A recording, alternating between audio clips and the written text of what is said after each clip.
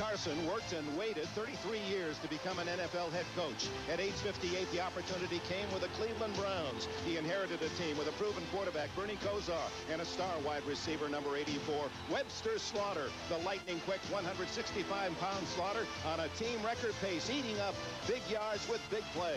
Joining him is number 21, rookie teammate Eric Metcalf. His runs, electric. And with Slaughter, the Cleveland switch is on. And Browns fans feel this is the force that can lead them to the top of the Super Bowl mountain. NBC Sports presents the National Football League. Today, it's the Cleveland Browns versus the Detroit Lions. Clear and cold on this Thanksgiving Day in Pontiac, Michigan. The Silverdome capacity 80,000. We'll have around 65 to 70 today. 10,000 or more rooting for the Cleveland Browns as this tradition continues the 50th time the Lions have hosted this Thanksgiving Day game. Well, happy Thanksgiving, everyone. A day of giving thanks and reflecting on positive memories. And for me, that means football. As a kid growing up in this area, Dad taking us down to Briggs Stadium in the heart of Detroit to see the Lions and Packers renew their Thanksgiving Day feud. But there was a bigger rivalry in those days. In the 50s, it was the Browns and the Lions. They played 4 different times for the NFL championship. The Lions won 3 times. Their last in 1957. It's been a long time for Detroit fans. And for Cleveland, they won again in 64, but they've been in a drought since that year. Well, Cleveland is a playoff team, and their hopes are real for a Super Bowl. But the Lions, they've had to go outside, Bill Walsh. They've gone to an innovative new offensive scheme, the run and shoot, in the Motor City now. Now, be honest, is this an Edsel, or are we talking about a Thunderbird? Well, Dick, I think it could be a Thunderbird someday, but right now it's an Edsel on 3 cylinders. They've only won 2 games in the National Football League. Now, here's a good look at it with 4 wide receivers. We'll point them out for you. Spreading the defense across the field, a lot of room to maneuver. They have 5 people to protect the passer, and that's Barry Sanders as that tailback. Now, what they're going to do is put a man in motion, giving us 3 receivers to one side. The quarterback's going to sprint to his right. The defenders are all isolated. Protection's good here. A one-on-one, wide open. Looks like he may go all the way. That's Rodney Peete. He's injured. He won't play today. Robert Clark, the receiver. And they can run out of this formation. Well, again, they spread the defense out. 3 wide receivers to one side, and they isolate this linebacker at the bottom of the screen. You'll see Rodney Peete run an option play, the old option play, down the line of scrimmage. The linebacker can only handle 1 man. There's Barry Sanders breaking, and you'll note there's very little pursuit because the defense has been spread all over the field.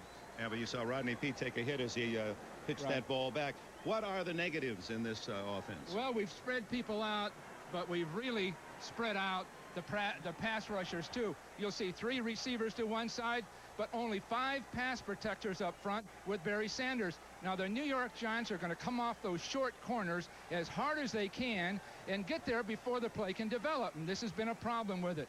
It looks good until this happens. Tremendous heat on the quarterback. He's sacked.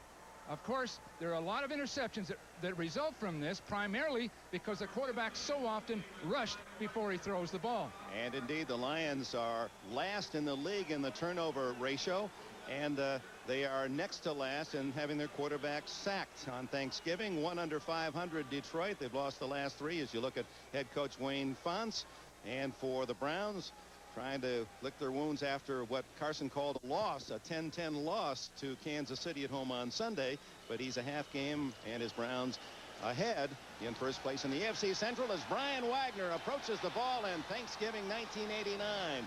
The kick is sent down to the 5-yard line.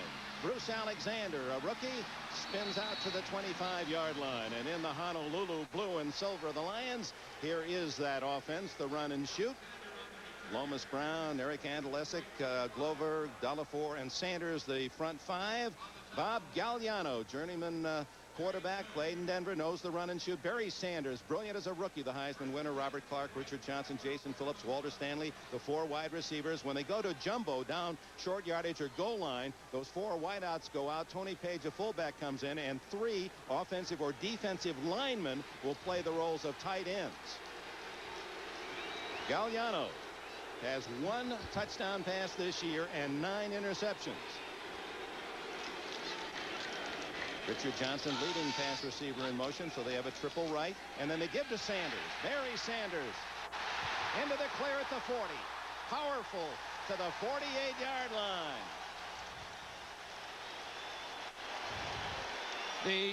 This is the problem in defensing this spread type offense. The pass rushers spread out. There aren't the kinds of linebackers in there to stop it. You'll see the people widen inside, including Perry, to get to the passer, and there's a big hole for Saunders. And again, as we pointed out before the game, they're all spread out. Very few people can pursue directly to the ball. That's why they have to contain them right at the line or behind the line of scrimmage. So a big gain on first down, and first play, a 23-yard gallop by Sanders. He gets the call again, and the former Oklahoma State star is into Cleveland territory, but a flag is down. Sanders starts today with 871 yards.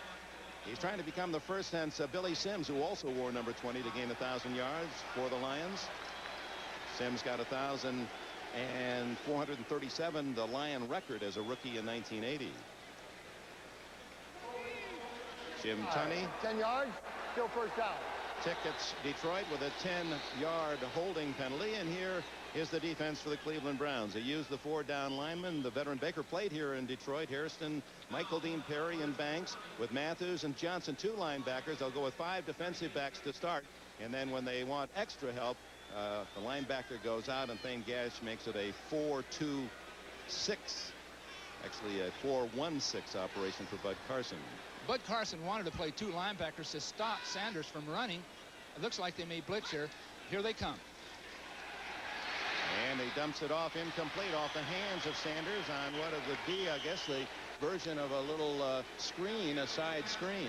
Well, they bring everybody wants so desperately to get to the quarterback before anything can happen, and they allow him through.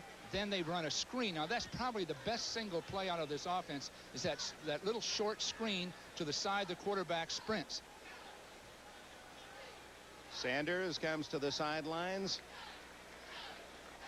And run and shoot, supposedly giving you all those touchdowns, but only 6 for the Lions in 11 games. Sanders went out. We had an interesting chat with him yesterday. He's quite a young man, very religious, trying to get Wayne Fonts to go to the Holy Book more often.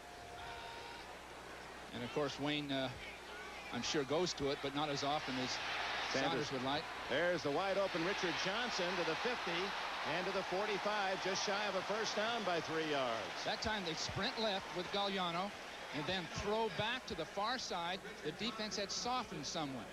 So at this point, they're taking advantage of the width of that field and spread people all across the field. You see the sprint, no real pressure on him. Now he looks all the way back across the field and gets a short game out of it. And we almost, well, if we do miss a tackle there, that gets him that extra yard. Right. You know, Wayne Font's story was interesting. Barry Sanders saw the Bible on his desk, saw the marker in it, but this next time he came back, the marker was in the same spot. Wayne hadn't been reading recently, so Wayne from now on just keeps moving that marker. Sanders caught in the backfield, fumbles, and alertly Gagliano falls on the loose ball. So the Lions want to make the turnover mistake, and they're able to cover their own fumble in this occasion, but a punting team will come on for Fonts. This is like the fast break in basketball, Dick. Paul Westhead and Loyola Marymount, that fast break, they can look great, they can move the ball, they can hopefully score, but all kind of things can go wrong. And you saw a good example of this offense looking spontaneous and explosive, and then breaking down at critical times. In to punt is Jim Arnold, who is averaging 43.6. The cube, Gerald McNeil, 147-pound package, is back for the Browns. Beautiful high kick that McNeil will field at the 11. And he goes down at the 12 as Tony Page is there to make the hit for the Lions. And we have our first timeout in Pontiac.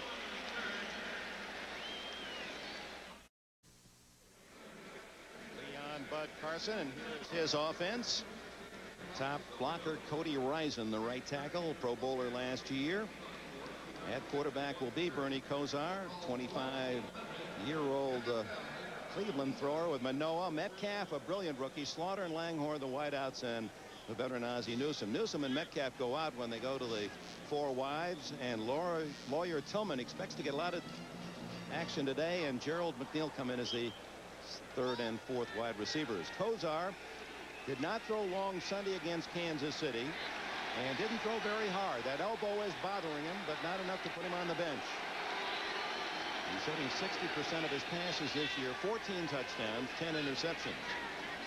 Starts from the 11-yard line. Play action and screens it to Manoa.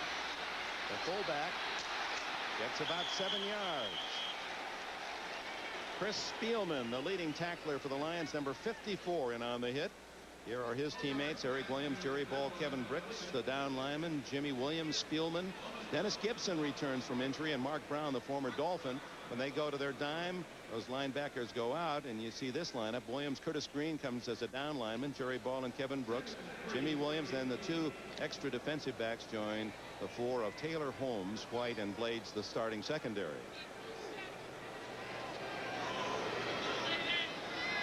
Second down, 3. Metcalf. And he might be just shy of a first down as he's toppled just across the 20. Mark Brown, who led the Dolphins in tackles twice for Don Shula, but released, and the Lions picked him up on waivers. He's playing for Michael Kosar. Kosar, a legitimate NFL star, just could not overcome a bad arch injury this year and become just an average player. But he, without injury, is one of the brilliant players. He is their one true superstar when healthy. And he's just unable to play effectively at this time, but he really can move and come up the field. They miss him. They missed that pass rush, and they've missed it all season. Pro Bowler last year when he had a dozen sacks, but only 5 this. 3rd and 1. And Metcalf wants to throw, and he's looking for Newsome. And broken up at the last moment. Fine play by Jerry Holmes and William White. 35 White. The pass was not thrown very well by Metcalf, and you saw Ozzie had to slow up for it, and that allowed the Lions to get back and cover. What well-conceived play. Called it just the right team. Now Ozzie's going to be in motion. Then he's going to sneak up the field, and of course the ball will be pitched back here. Very good, but now the pass itself wasn't thrown quickly enough and didn't have quite enough on it. You see the big hole in the defense, but they're waiting, and even Ozzie Newsome can't catch that ball. That could have really broken this game open. Walter Stanley leads the NFL in punt returns at the other end as Brian Wagner sends a short one on the bounce. Stanley averaging 16 yards a return. Gets it to the 43-yard line, and the Lions have the ball after a 13-yard kick return.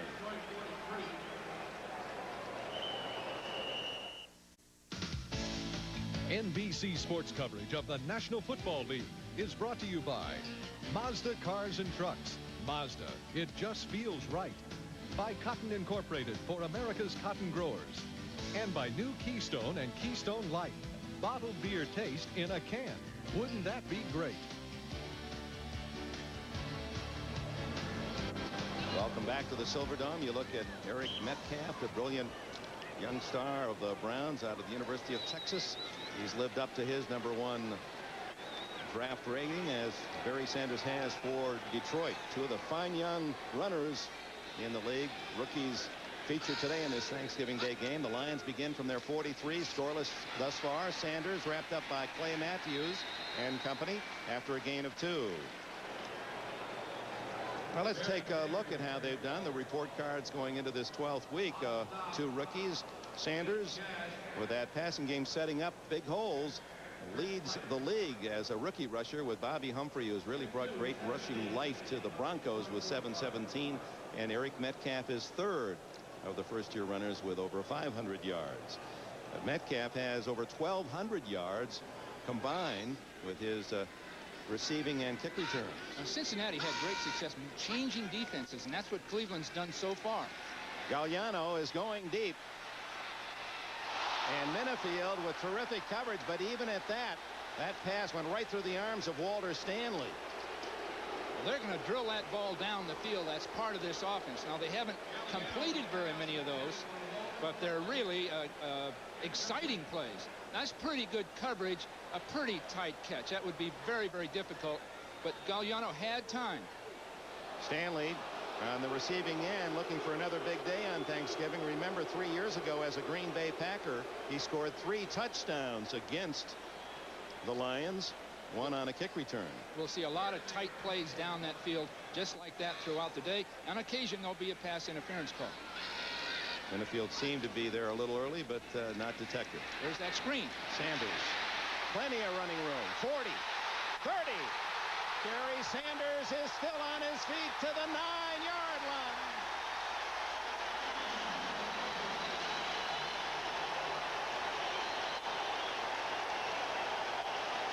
"45 yards for the Lions. They have it first and goal." Well, that was the same screen that had blown up in their face earlier in the game. But in this case, you'll see Saunders wait and come out late. These linemen will come out late. Now, the quarterback will sprint right here and draw people toward him. Now, Sanders will come out, hold it a little bit. Now, out he comes, unblock people. There are all those linemen in front of him. Beautifully executed play. First and goal. They stay with the 4 wideouts. 46 yards now is the call. And here's Sanders. Fumbles into the end zone. And the Browns have it for a touchback. Mark Harper. Now, there you saw in successive plays the best and the worst of the run and shoot. Beautifully executed screen. And that play was very well blocked. We're going to have to see what happened. It appeared that the handoff was good, clean handoff. The ball in the right hand, it just comes loose.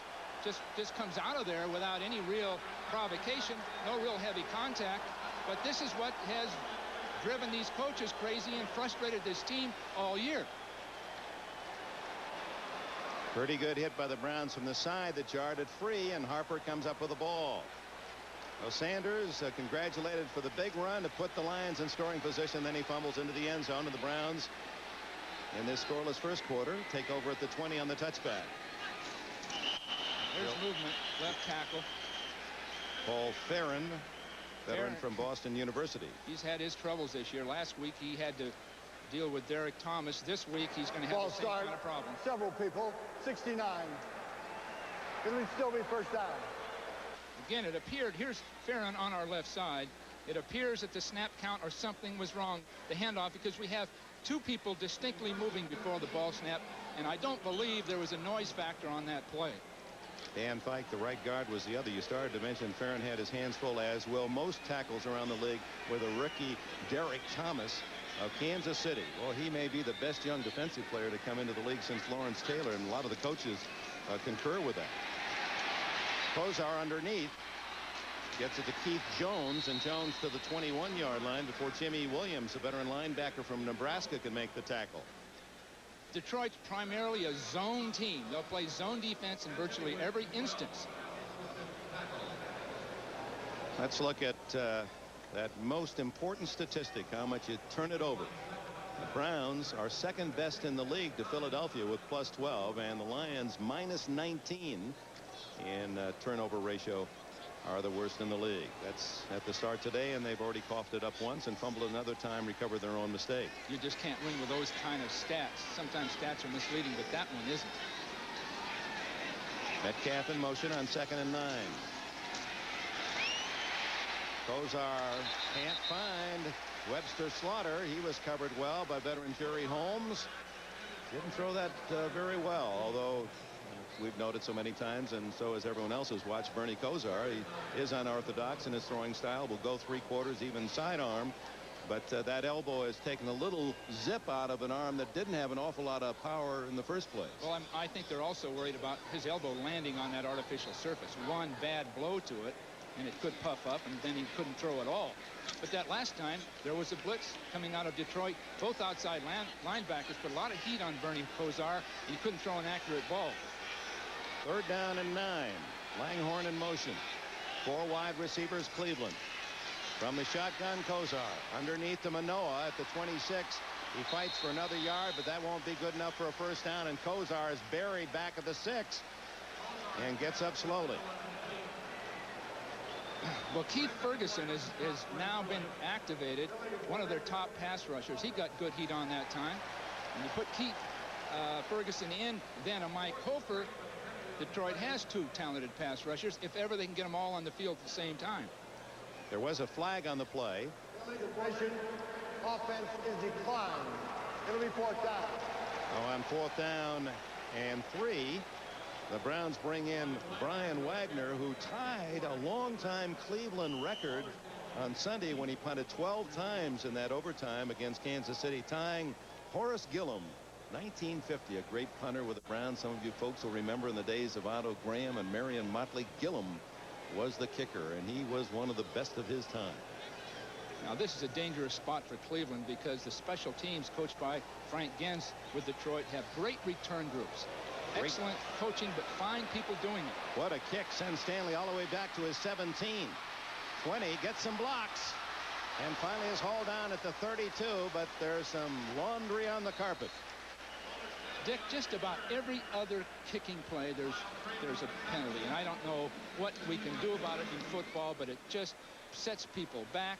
This idea of hitting above the waist almost inclines people to push from behind. They can't help but do it to get any contact over and over all season. Or take whatever advantage. You saw Jim Tunney give the signal for tripping. Tripping. 44 on the receiving team during the run back was 10 yards in the first down. Rookie John Miller from Michigan State guilty of the footwork. There's a timeout with 6:30 left in the opening period.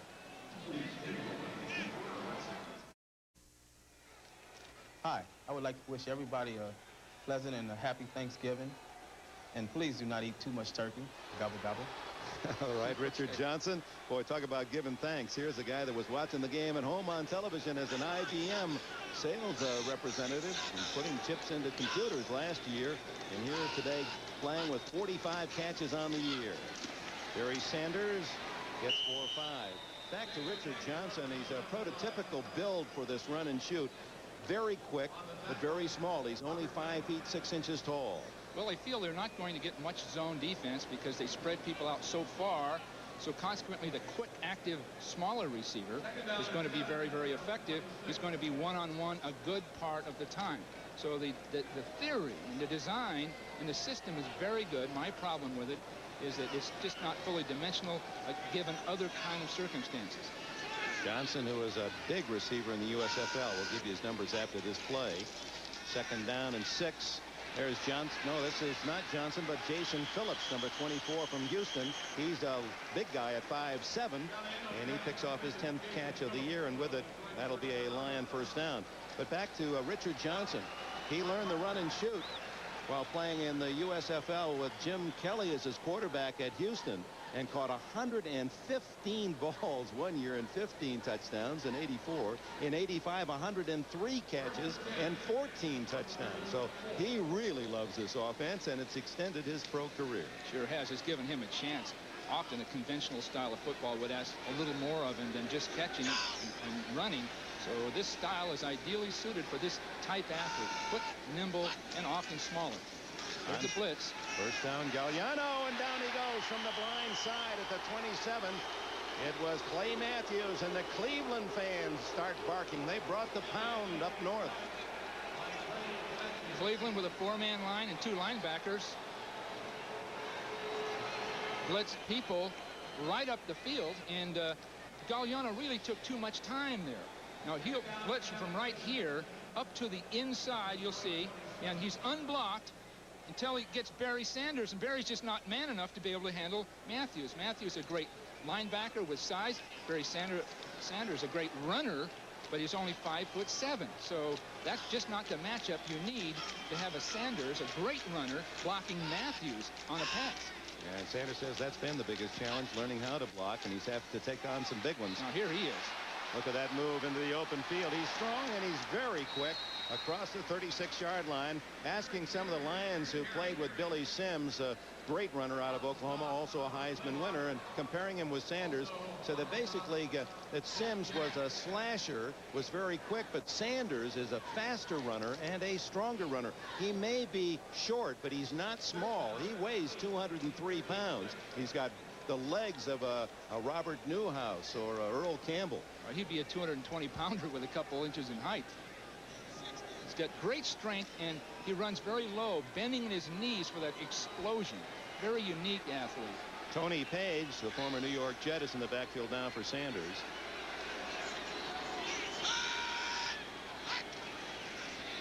Safety blitz. And Gagliano got rid of it. Page didn't even have a chance to look for the ball as Thane Gash, number 30, came in on that safety blitz. And the Lions will have to punt. You're going to see Thane Gash coming up late inside, unblocked, because there just aren't enough people to account for him. Unblocked right up inside, and you're going to see that screen to the left of your screen, and it just won't develop with a lot of that heat. Now, they've tried it 3 times. 1 spectacular play, 2 that blew up. They can't go to that again, most likely, maybe late in the game, but they've got it figured out. McNeil waits for Arnold's kick. High sailing kick. McNeil at the 28.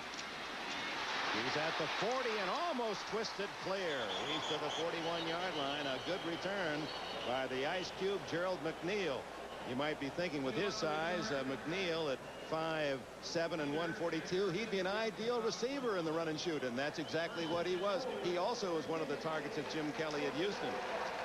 Flag is down, and they might be calling that one back.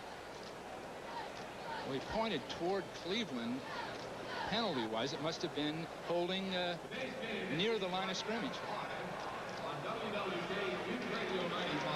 They're marking it off from the 28. Holding, post-possession foul, penalized, and where the ball was caught. Number 33, 10 yards. Time is up. Right at the line of scrimmage. I was just going to say Cleveland finally has some field position. Again, they've lost it. They're going to have to get out of here. Mike Oliphant, who fumbled twice on Sunday, picks up the penalty.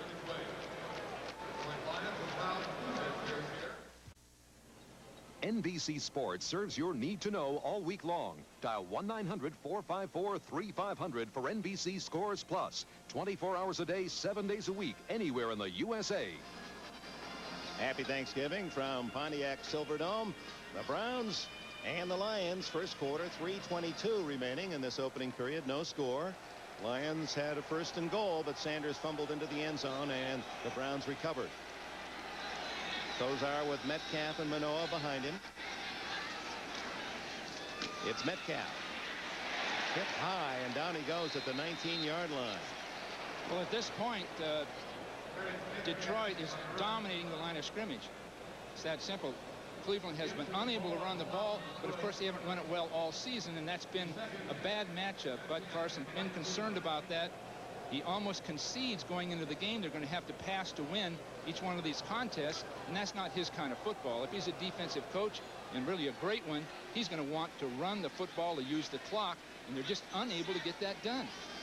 Brian Brennan in there. He has a bum knee. Both teams have a long list of wounded, nicks, but they're playing today. Manoa. He can't get to the 20-yard line. No gain.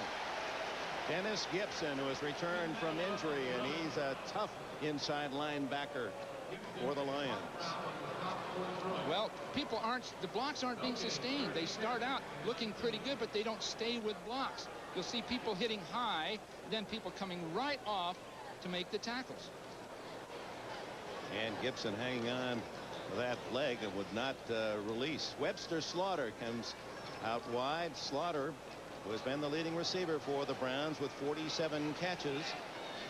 And we're going to hear from Webster and Metcalf. They're going to give us a Thanksgiving wrap shortly. 3rd and 9. Underneath to Slaughter. Hit immediately at the 27, shy of the 1st down.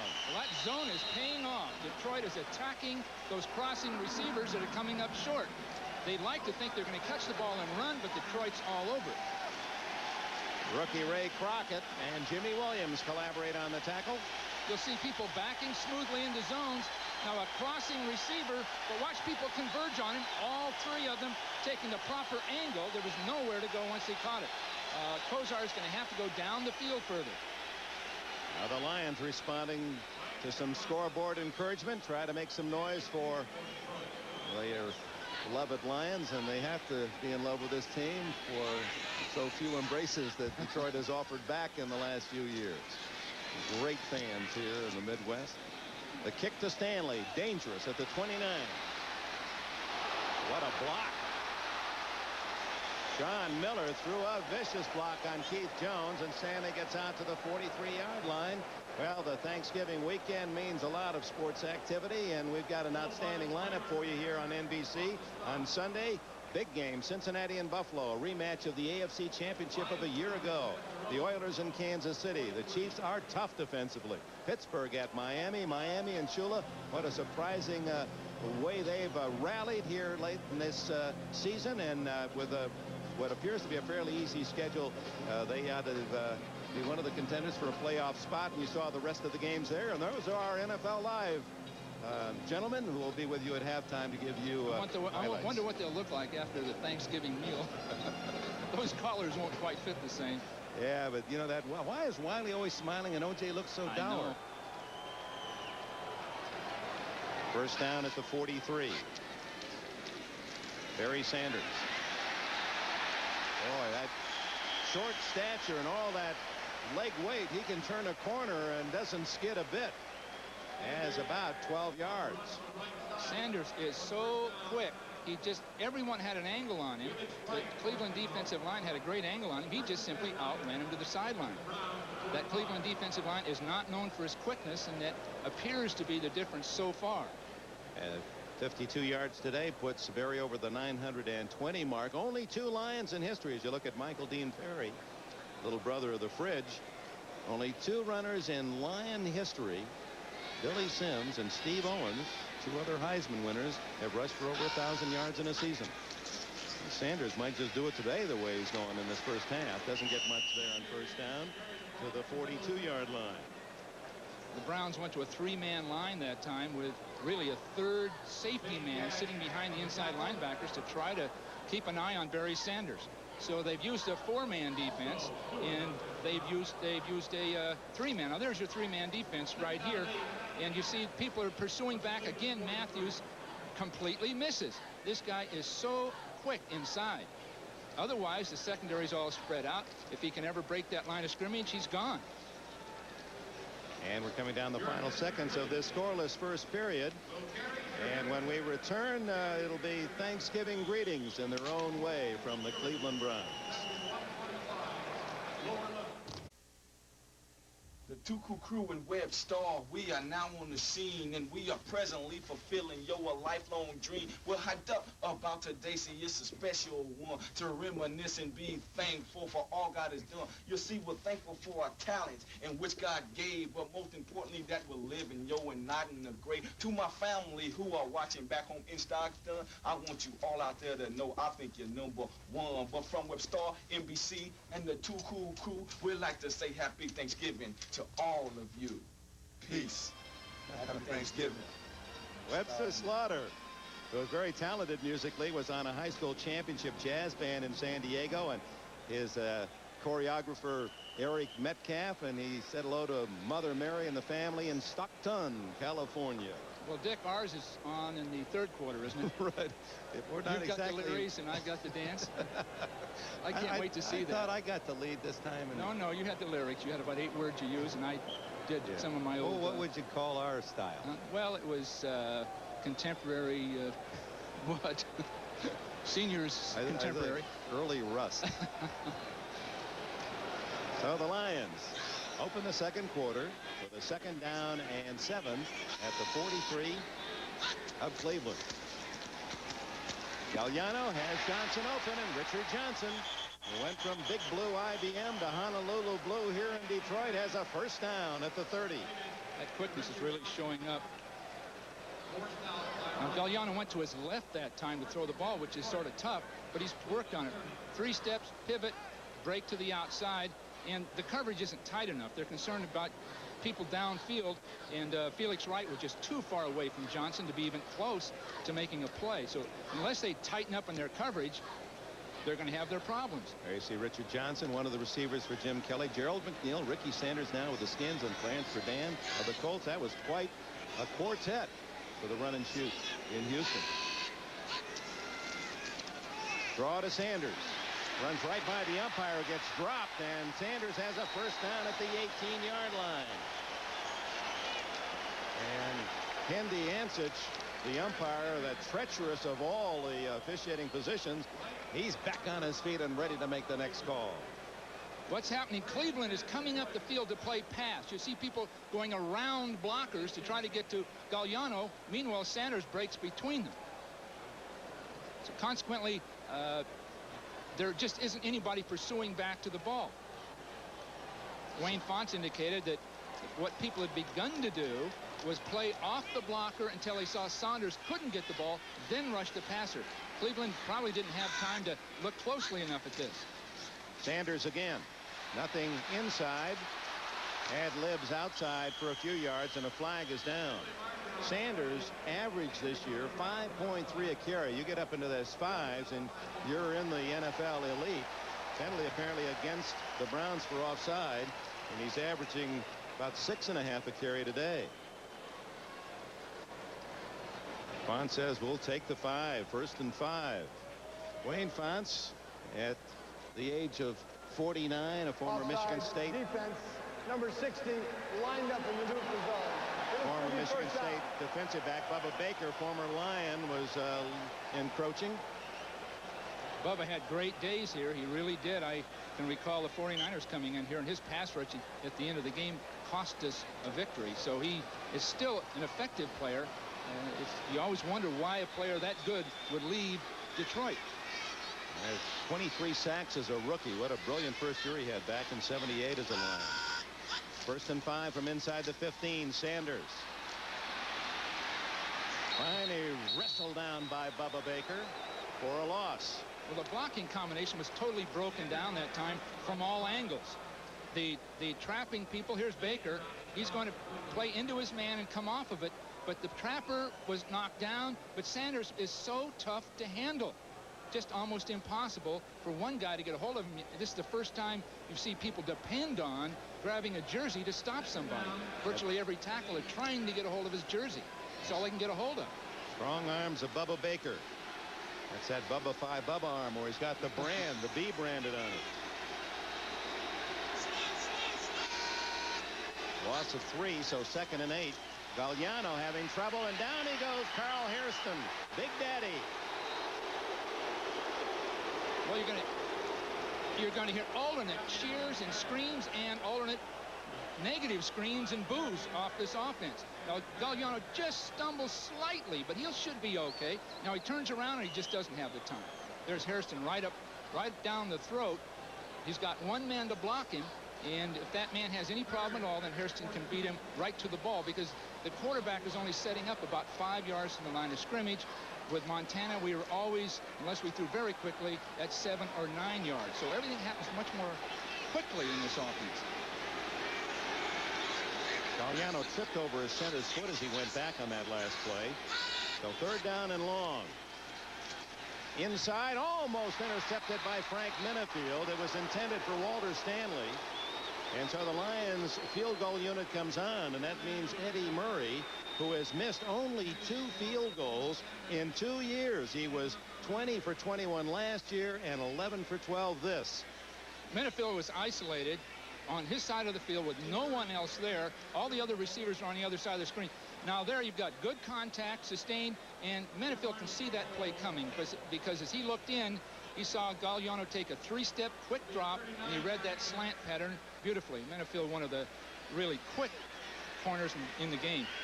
Murray's been on quite a streak. This one's from 39 yards, and the Lions have scored first. Eddie Murray, who used that off-center cocked approach for the ball, hits it through. 3-0 Detroit. And we hope you're able to give your loved ones a big squeeze today on Thanksgiving Day. You know, we never can say that word too much, can we? Thank you. Think about Wayne Lucas, the successful trainer of thoroughbred racing and Eclipse winner, and Bill Walsh, he has as one of his theorem, he says, the power of kindness, even working with the horse. He said they know when you're saying thank you, and you get better results. And if it can apply with the equines, it should apply with us humans. Well, in a sense, Wayne Font's style is one of compassion and feeling.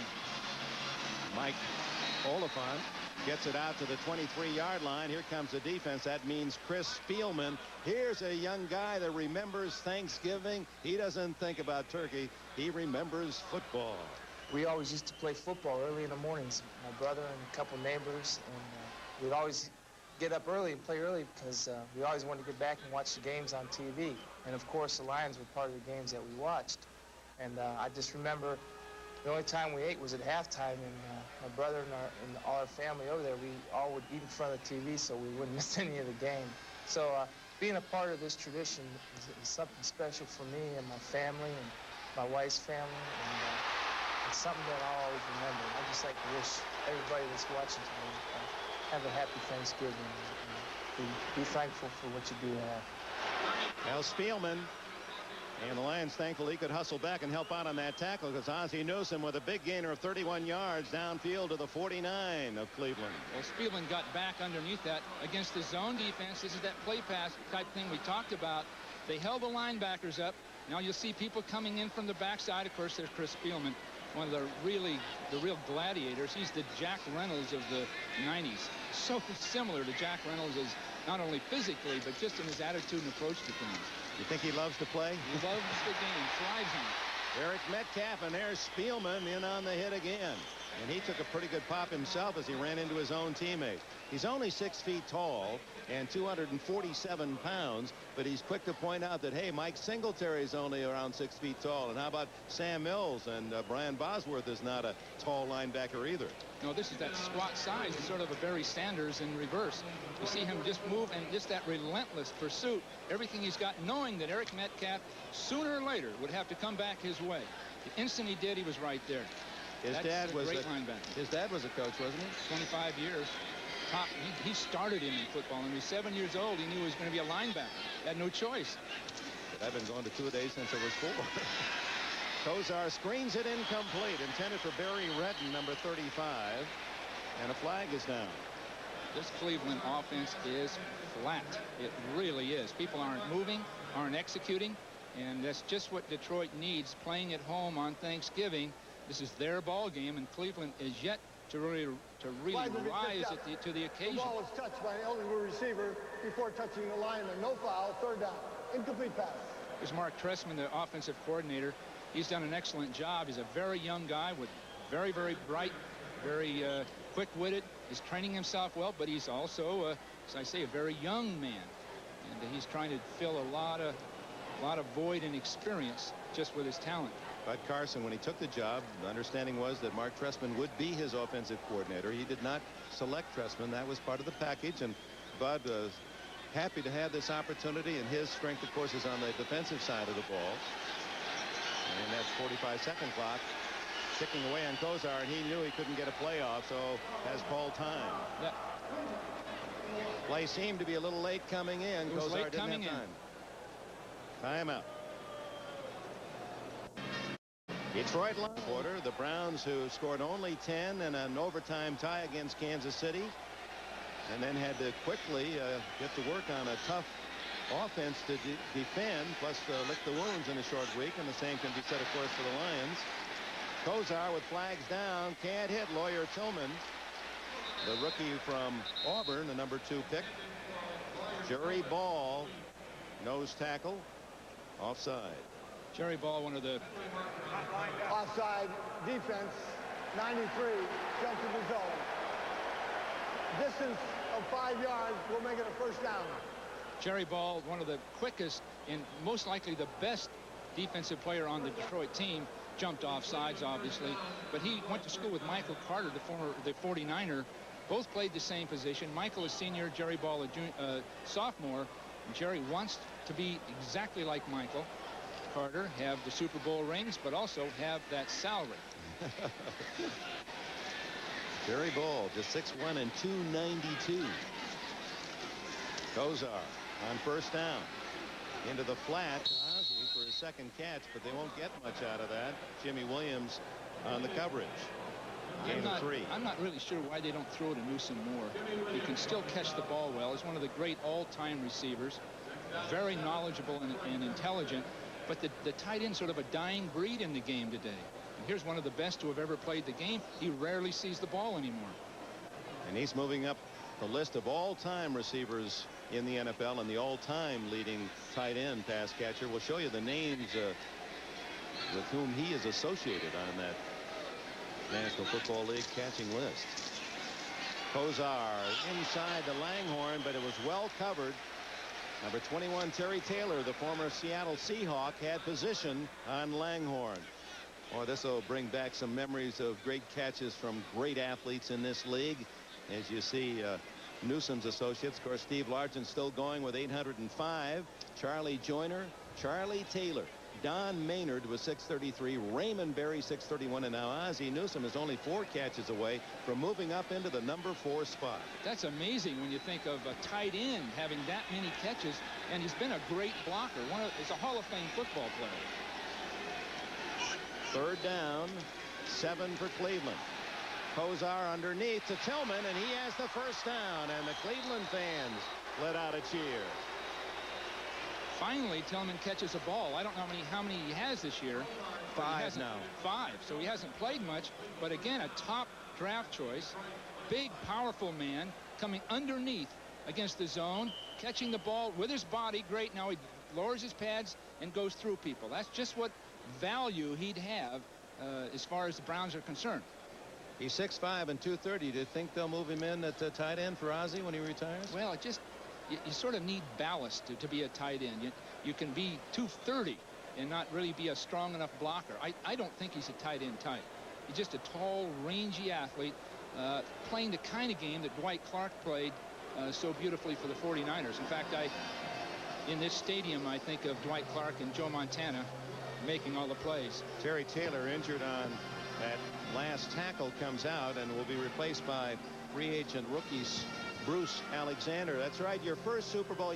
I meant to ask you about it. 3 Super Bowl wins in the 80s. The first came here in the Silverdome. Was that your best team of the 3? No, that was not a team with much depth. It just had great heart, great intensity. But what a game we had here, because we're playing really a superior Bengal team. That's just coaching talk. You really thought they were better than you that year? Well, we had better personnel, but we just happened to be a tightly knit team, a little bit fortunate. And if you'll remember, Dick, we kicked off on this surface. That ball bounced around. We tried those squib kicks and got a fumble recovery and a field goal out of it, and that really may have been the difference in the ball game. Just using this atmosphere and this surface. Was last year's team your best? No, I'd have to be 84. I think this year's team's the 49ers' best team. This year. You're not just putting pressure on your friend George Seifert. Well, not necessarily. I'm sure he's enjoying his turkey right this minute. He's out working just like you were at this hour. So 2nd down for Cleveland, and no snap, so everyone charging. This will probably go against Cleveland. Sure looks like it. As you look at Fonts and False start, number 19. Still 2nd down. Fans would find it interesting. This early game, the Detroit game's always the early game on Thanksgiving. While you were coach of the 49ers, how many times did you see this game? Well, fortunately, we were in the playoffs each year, and we were practicing in the morning. Everybody was off about 2:30. You got home, and we'd never had really a chance to see this. But I would have. You never saw one of these early games? I saw parts of it, but I'm trying to say something here. I would really have enjoyed it had we won the previous week. But had we lost, I wouldn't turn that television on unless it was I Love Lucy or something. I wouldn't even want to see any football. Jeez, I hope that doesn't carry over to the rest of the people around the United States. Kosar on 2nd and long. Into the flat to Manoa, and he's hit by Jimmy Williams and out of bounds at the 24-yard line. And that'll bring up 3rd down and about 6. There's Jimmy Williams. What a young guy this is. A walk-on at Nebraska. He's been a star player here with the Lions, having a big season this year, has 3 interceptions. And in the offseason has devoted his talents toward his religion. And Williams put it this way. He says, I'm a life toucher. He has he preaches in prisons, has prison ministry. He works with young people in the Detroit school system. And they get 300 requests a year for his group to speak to schools. They can only handle about 70. That shows you the interest they have in the work he's doing. Underneath to Gerald McNeil, and he's hit by Benny Blades. That's a mismatch. Blades, the powerful 2nd-year safety from Miami, at 215 pounds, and he gets the slight might Gerald McNeil. Well, that was a hit. And he really used his size effectively because he just took his man completely to the ground. He didn't take part of it. He just overwhelmed him. Matt Barr, the veteran place kicker, will try to tie it for Cleveland. Well, it must be a delight for him to be kicking no wind, no weather. He has to be good to have done so well on that tricky surface at Cleveland Stadium. This one for 35 yards and a tie. And so it is.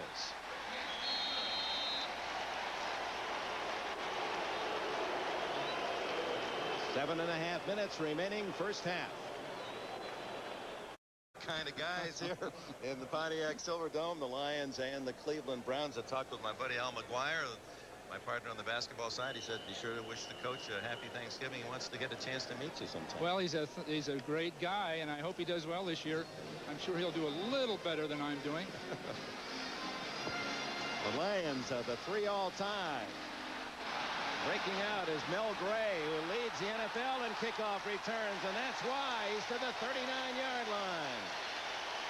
Well, they lead the league in kickoff returns, and there's a good demonstration. Frank Gans really thrives, the special teams coach, really thrives on coaching this phase of the game.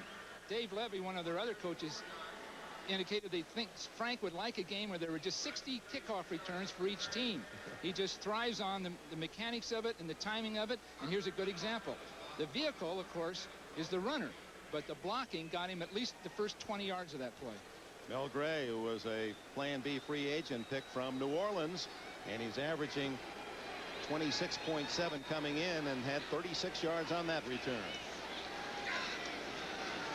Midpoint, second quarter, 3 all-time. Gagliano, the quarterback. Barry Sanders, the runner, and he runs right into Tom Gibson, number 71, and Michael Dean Perry. Gibson was a Plan B from New England, and they really feel this young guy is going to be a top player. He played extremely well last week. He's big, solid, sound, and he can hold the point, as they say. In other words, he can hold that offensive tackle at the line so there isn't any real movement on the edges of the running game. And he did a fine job there. Playing next to Perry, of course, is a real advantage. Michael Dean Perry, well, they're saying they're going to have to tighten up the holding rule on Michael Dean, or at least buy a whole shipment of new jerseys for him. They can't keep the numbers on his back. 2nd and 10 as Sanders held without any yards on the first down carry. Downfield it goes to Jason Phillips, and a first down. Boy, that's a tough throw, rolling left against your arm, and he winged it well. Well, that was an audible. Gagliano saw a zone defense. There weren't enough defenders over to those 3. See, 1 defender and 2 receivers. He knew with that look it had to be a zone, so he split that zone with what they call a seam pattern.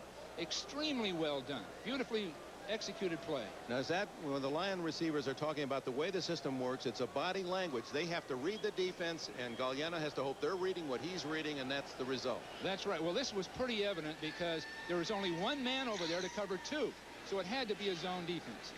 First down at the Cleveland 43. 5:45 remaining in the second quarter. The quickie to Phillips, and the former University of Houston star close to another first down. The blitzers just aren't getting there. That time both inside linebackers blitzed, and they came about half speed. They were confronted with a blocker and slowed up. You have to penetrate to do any damage to this offense, and at this point Cleveland just isn't penetrating. Nobody's getting across the line of scrimmage. Jason Phillips, who led the nation in receiving, 207 catches combined in his senior year with the Cougars of Houston. He was a junior college quarterback out in California. Here comes that 3-man line again for Cleveland. They're looking for some formula to slow this team down. And little draw, and Barry Sanders battles to the 28-yard line, a gain of about 5. Chris Pike, 305-pound defensive lineman, and Frank Minifield, the 180-pound defensive back, team up on Sanders. There's Pike and Minifield. You know, Chris Pike's really an interesting guy. He played only 2 halves of a game in college, injured throughout his career or ineligible. A great specimen of a man. He's huge. I can't recall which of their coaches said he's the one guy that could fight Tyson and could last a few rounds. I don't know if he'd ever land a punch, but this big, powerful man, and he's still learning to play the game. Sanders isn't. He's down to the 23. Well, I should say he's learning the finer points of a game that is already outstanding, as Barry Sanders from Oklahoma State. And there's the big guy, Pike. 6'8". What if his nickname is Turn? He's big enough. You're so clever today. But you know, he's 6'8", 270. And we looked at the films when I was with the 49ers, and he played incredibly well. But 2 halves of games. So he's bounced around since last year, knee injury, IR. But what a huge specimen of a man. And here's the jumbo offense, by the way, for Detroit. Trevor Maddich, a lineman, and Sanders leaping off left guard for a first down. This is where they get more orthodox. The silver streak becomes orthodox. They don't have a tight end, so they have to go to linemen to fill those tight end positions. Right. They'll have 3 linemen playing here. They aren't at all tight ends. In fact, this is Ball, the nose guard, right here. So they're going to they're not going to have tight ends on this team. They don't want that. So they finally put defensive linemen. Early in the year, they said we don't even need that. But later they found they at least had to have something where they got some power blocking on the edges of the offense. There's Mouse Davis, the offensive coordinator. It's his system. He's refined it through the years. Started out at Portland State. But he couldn't find any big guys that were fast, so a lot of little quick ones. So he said, this is the offense. Too much time. Delay of game against the Lions. Couldn't get the play off. It looks as though Gagliano saw something, wanted to change the play, started to, and ran out of time. Coming up on Saturday, a big lineup for you on this holiday weekend. The Milwaukee Classic, the PBA Fall Tour at 1:30. And then our buddy Al McGuire will bring you all of his preseason picks, a basketball special, including a feature on Larry Johnson, the brilliant new player of UNLV. And then the Skins game, Floyd, Strange, Nicholas, Trevino. Get it going at 3:30 Saturday. Gagliano going deep, has Johnson open, touchdown.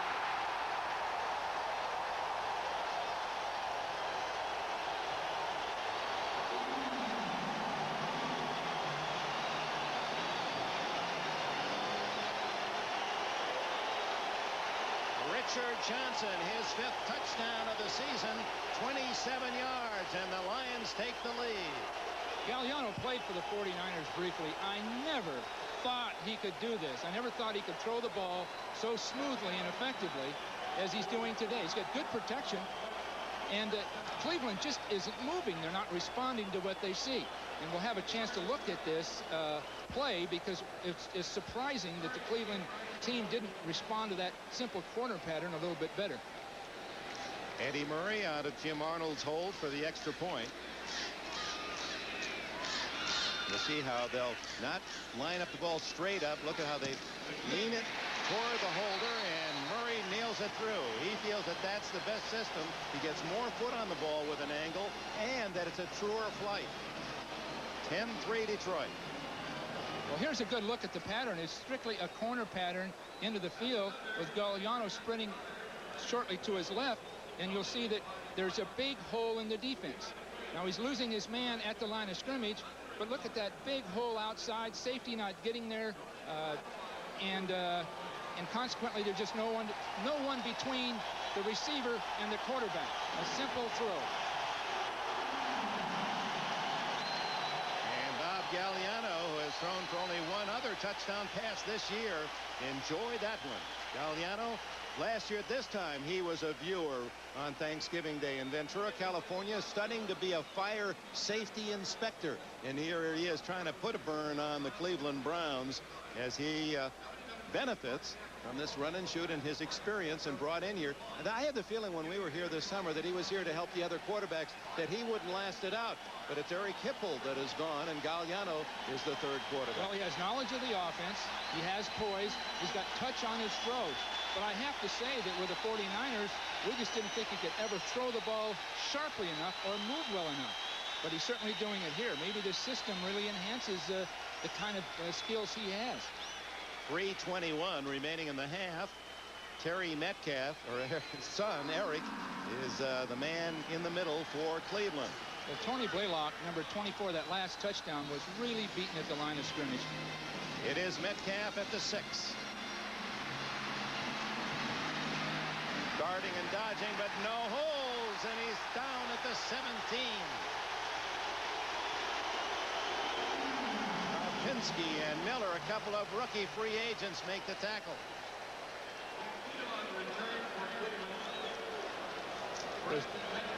Bobby Beathard on NFL Live. Some of you heard him say the Phoenix Cardinals have already interviewed Duke coach Steve Spurrier. He's a hot commodity. Ralph Wiley said that the Raiders' Marcus Allen was almost traded to the Browns before injuring his knee. And Jim Kelly said Bills aren't as good as they think they are. And they are in a fight for the AFC East. And the Miami Dolphins fans could not agree more, as well as the coaches still feel they have a chance. Our gentlemen in New York will give you their insights of this first half and much more at halftime. So stay with us. Deep in his own end, 16-yard line, Kosar. Play pass again. And underneath to Metcalf. So he faked to Metcalf, let him slip through the line, and then threw him about a 10-yard play. Chris Spielman made the tackle. You know, Metcalf makes all kinds of people miss. It's exciting to watch, but I've yet in these games we've seen, Dick, seen him break something big. He makes people miss in a small area, but doesn't quite have the physical strength to break tackles right at the end of the play. And that's the kind of strength that Sanders has. He'll break a tackle, that final tackle, he'll break through it. Metcalf doesn't have that strength and girth. The statistics bear that out, Bill Walsh. Metcalf averaging only 3.4 yards rushing and less than 6 yards a catch on 38 catches. So, but you do have the feeling with his talent that he's long overdue in breaking a big one. He just needs a lot of room to stride out, and thus far he's just bounced around and making people miss. As long as he stops and starts, other people are getting to the scene of the play. It is just short of a first down. Jim Tunney is resetting the clock. 2nd down and 1, almost a free down for Kosar. Let's see how he spends it. Keith Jones is in for Metcalf.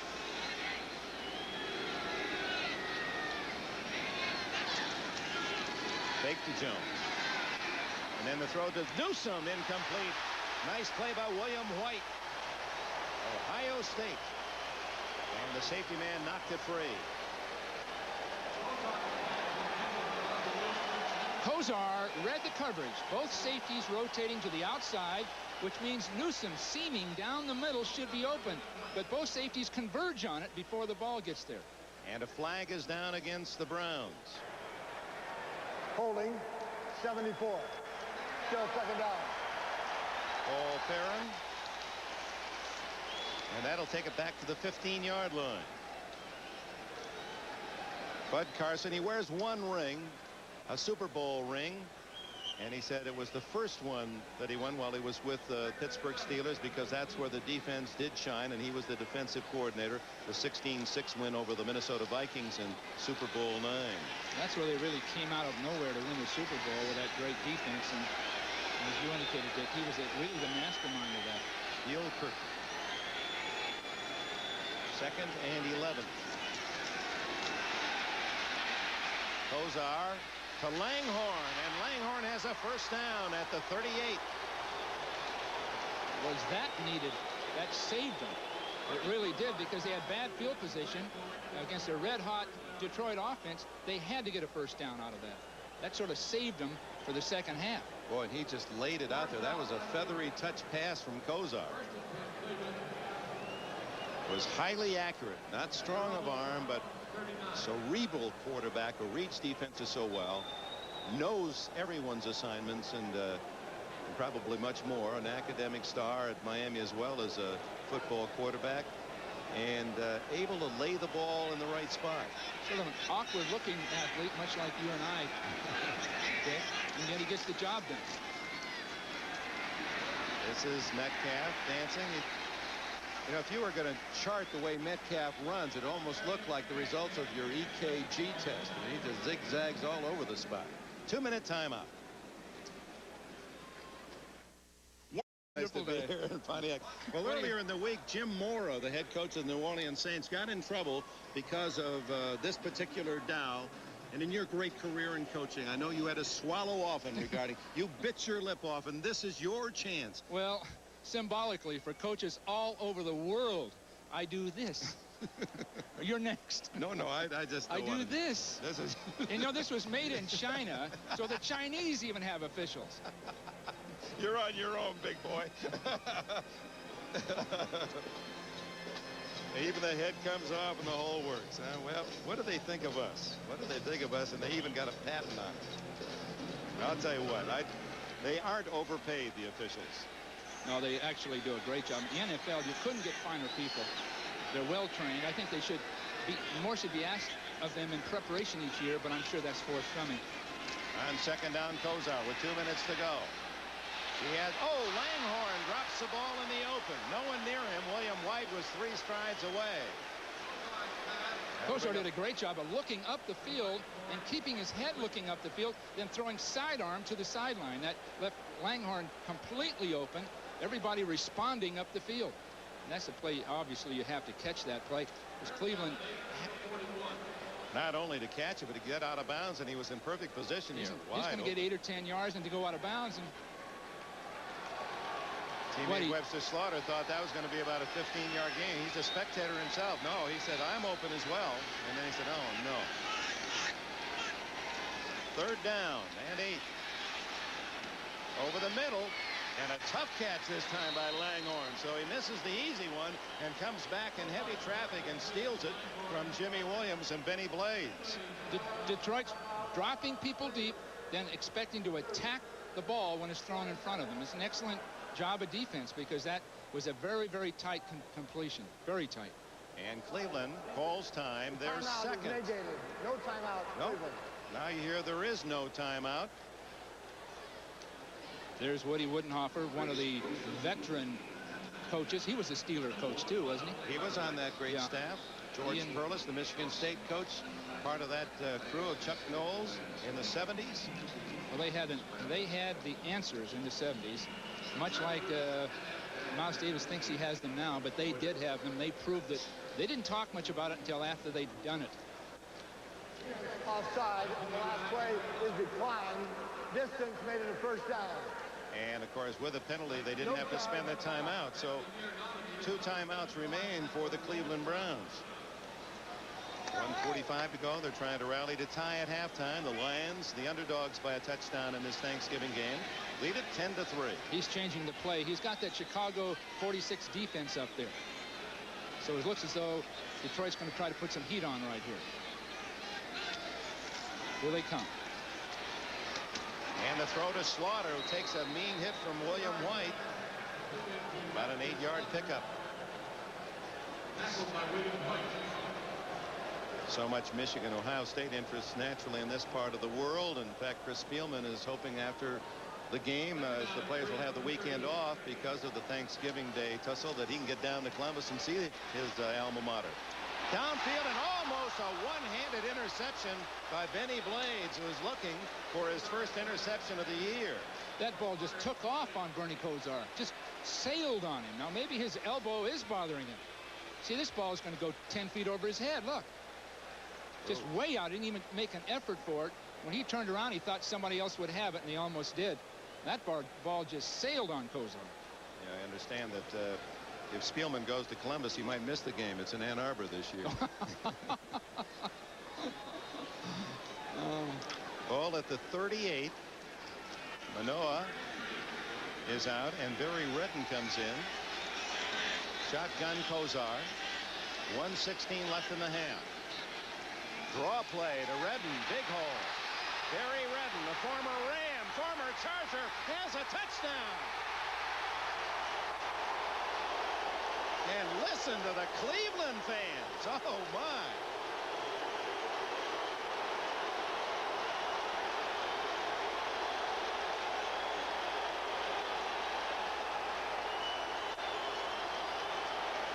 What a call and what a run by Redden, who had carried only 15 times in the previous 11 games, and he picks up a big one.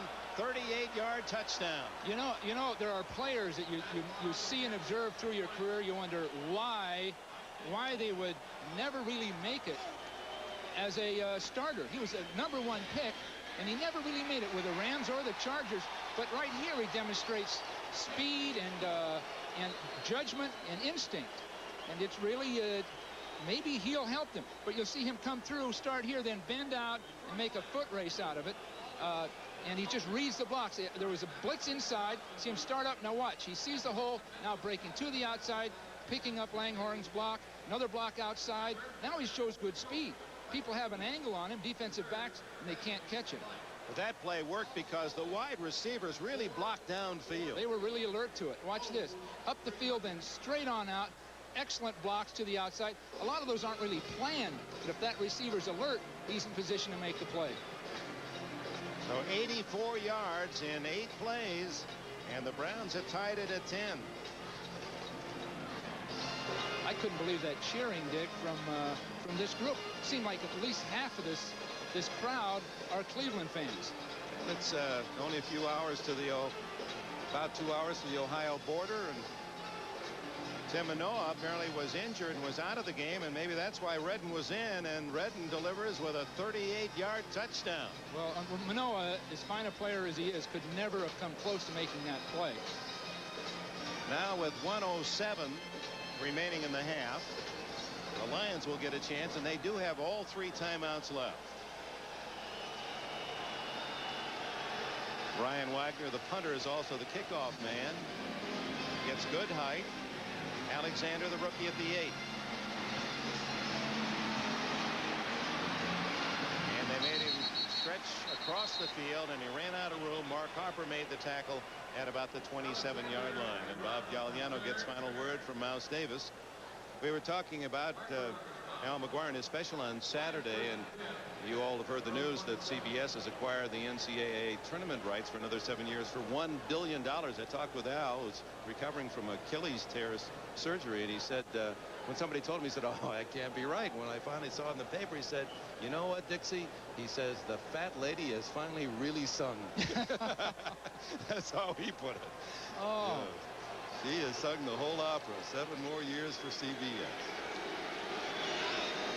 Gagliano made a great throw to Richard Johnson.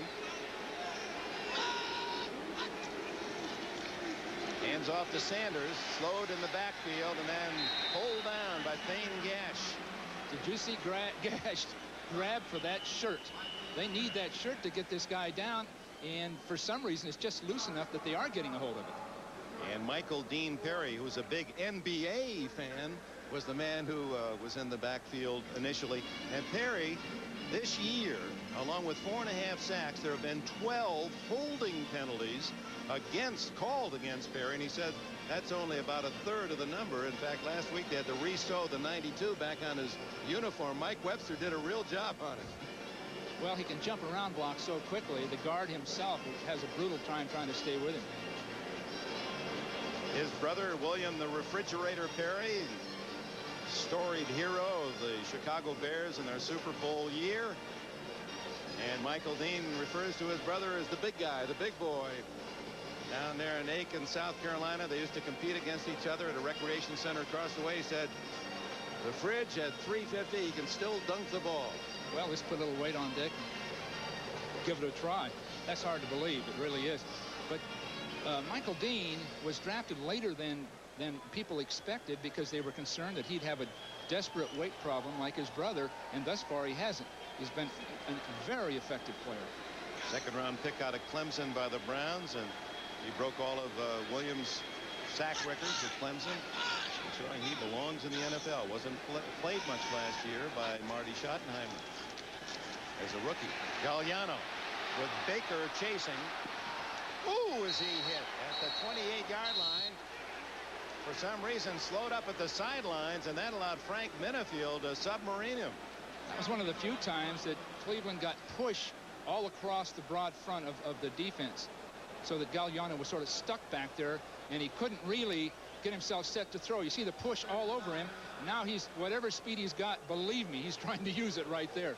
Lions aren't going to take any chances. Gagliano didn't go out of bounds, and the Lions are not going to call time. The fans here that came to root for Detroit don't like that, but all things considered, as an underdog, Detroit apparently pleased with a 10-all tie, and they'll go to work on Cleveland in the second half. There's the man, Barry Redden. A surprise 38-yard run from Redden, used sparingly all season long. giving Cleveland a tie at the intermission. Coming up at halftime, Thanksgiving around the NFL. It'll feature Dan Marino of the Miami Dolphins, Cincinnati coach Sam White, and San Diego Chargers. And I suppose Jim McMahon might be in the thick of that one. At the intermission in Pontiac, Lions 10 and the Browns 10. NFL Live studios in New York on this Thanksgiving Day with the Browns and Lions at halftime. We'll be checking in elsewhere around the league. Out in Cincinnati, our Gail Gardner will be talking with the Bengals' Sam White, and we'll join the Dan Marino family in Miami as they celebrate a holiday that finds the Dolphins in a first-place tie for the AFC East lead. We'll also see how the Chargers are helping their community enjoy the Thanksgiving season. But first, Juice, your impressions of a 10-all first half at the Silverdome. Well, I'm not surprised by the effort by the Lions. They certainly don't figure to win this football game, but they've been competitive this entire season. Wayne Fontes has done an excellent job with not the most talented football team in the league. As you can see in the first half, they moved the ball offensively. They got a lot out of their star player, Barry Sanders here, my choice as Offensive Rookie of the Year. Here's something about Barry. Small, but he's got a lot of speed. All season long, I've been watching this guy on the monitors here, and most of the times you see him tackle is by his jersey. They should get him a couple of those tearaway jerseys, but he's good balance. This is something that has plagued this team all year. They lead the NFL in turnovers, and I think that's not unusual when you have a team with a new system and a lot of young football players, but they're competitive. Unfortunately, those mistakes normally undermine them as the game goes on, and I don't expect them to win this football game, but I think Wayne Fontes is doing an excellent job keeping this team competitive despite the lack of talent. Bob Gagliano threw the one touchdown pass to Richard Johnson, but then he had another one slip through the hands of Walter Stanley, and it's something that's been happening to either Gagliano or Pete all year long. Not just the turnovers, but the drops and the missed opportunities. Yeah, and this offense is geared for throwing the football. Surprisingly enough, Barry Sanders loves it. It gives him what I call an automatic broken field, and he loves to run in the broken field.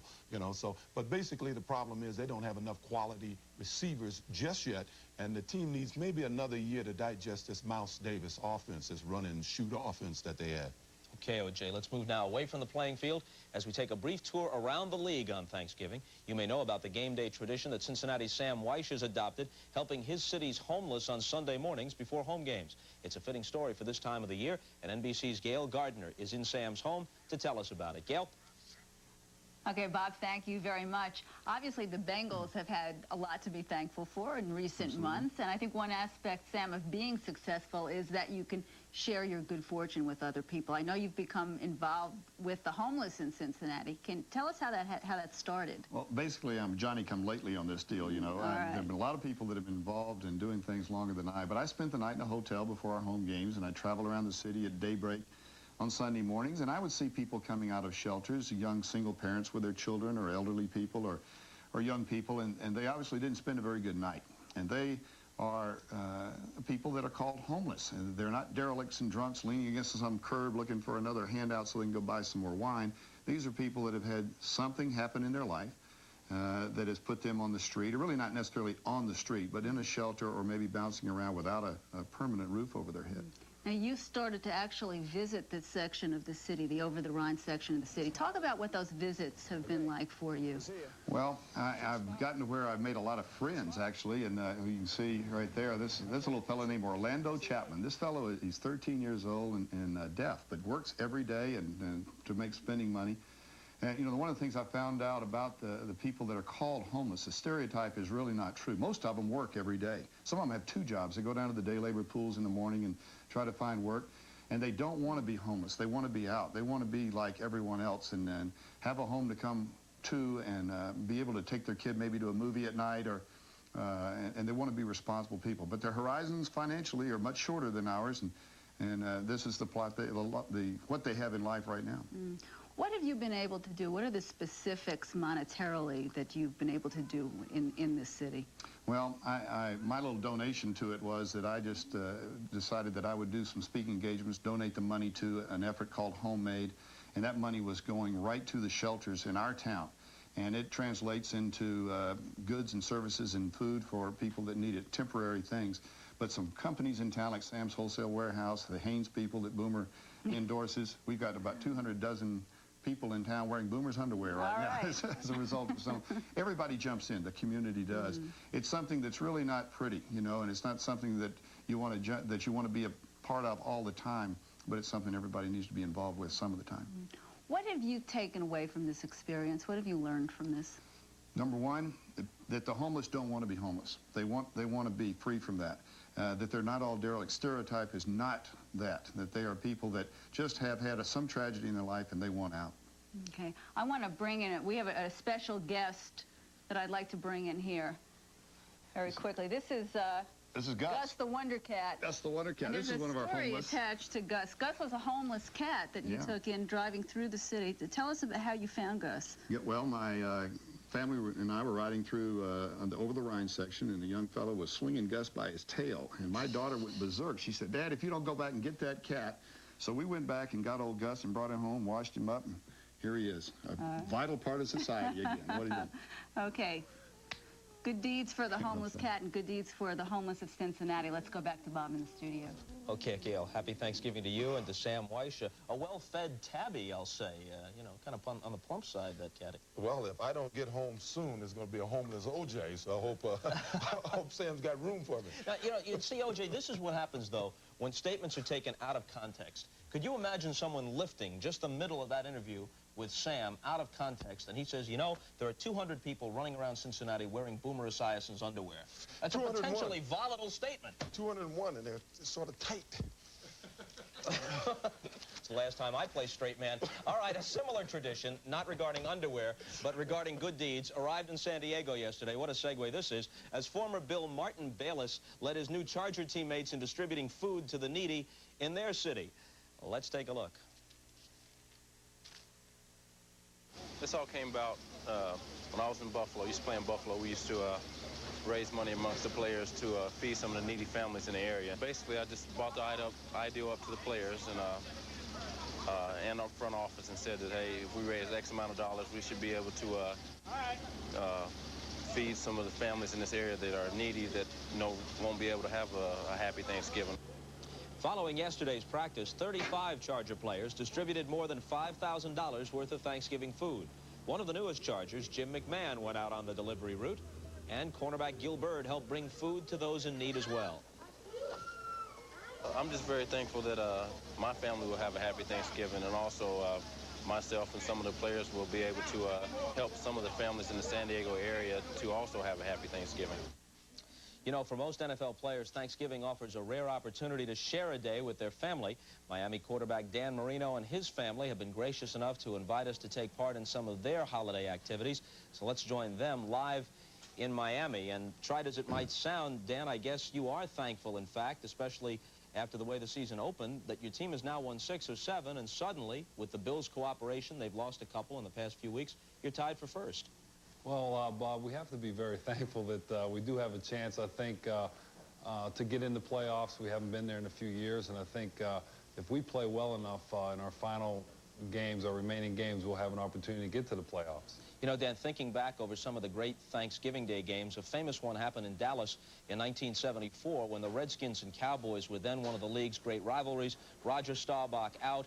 In comes Clint Longley to throw a Hail Mary pass that Drew Pearson somehow catches for a touchdown. You were a kid, I guess, at that time, but I'm sure you remember the play. You probably watched it at home. Your Hail Mary play in Dallas came a few days before Thanksgiving this past Sunday.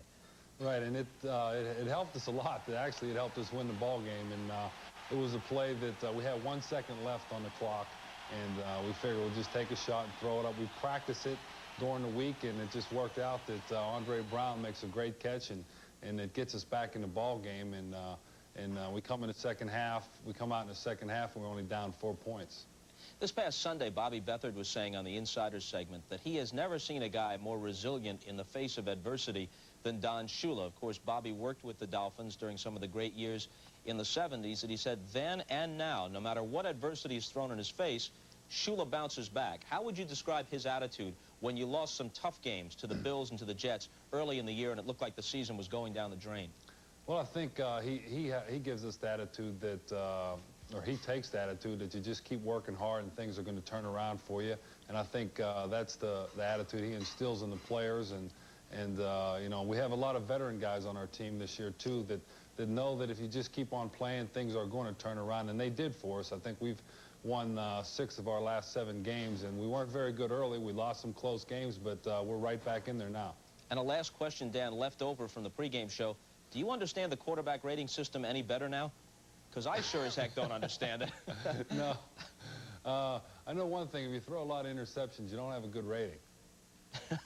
That's true every time. Regardless of the rest of it, that much you can bank on. Happy Thanksgiving, Dan. Same to you, Bob. Take care. Our thanks to the Marino and Weich families for allowing us to share part of the day with them. The second half in Detroit is just ahead, but we'd like to remind you to stay with us for a special NFL Live postgame afterwards, time permitting. We'll hear from the insiders, including Bobby Beathard's top 6 teams in the NFL as we enter Week 12, and we'll update a story we brought you earlier this season, former Steeler lineman Steve Corson, who's battling heart disease. We'll also preview Sunday's slate of games as the playoff picture comes into better focus. That's after the game, and we'll send you back to Dick Enberg and Bill Walsh for the second half from the Silverdome after these words from your local station. More and a surprisingly strong contingent from Ohio cheering the Cleveland Browns.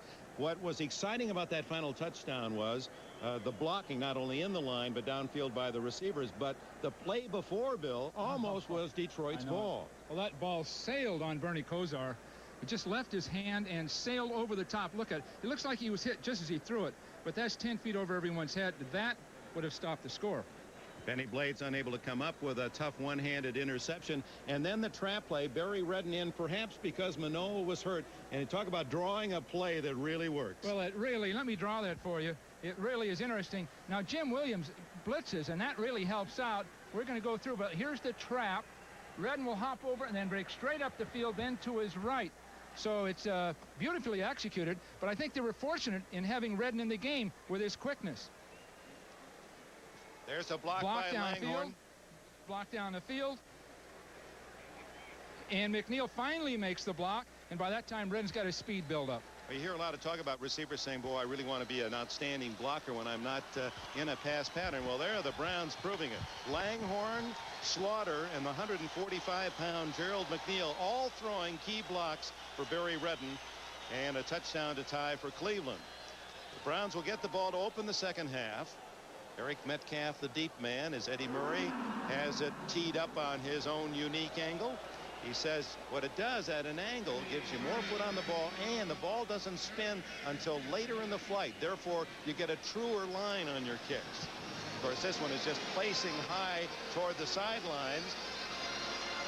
And did he step out of bounds? Yes, back at the 24-yard line. Mike Oliphant was carried right to the sideline and stepped out of bounds.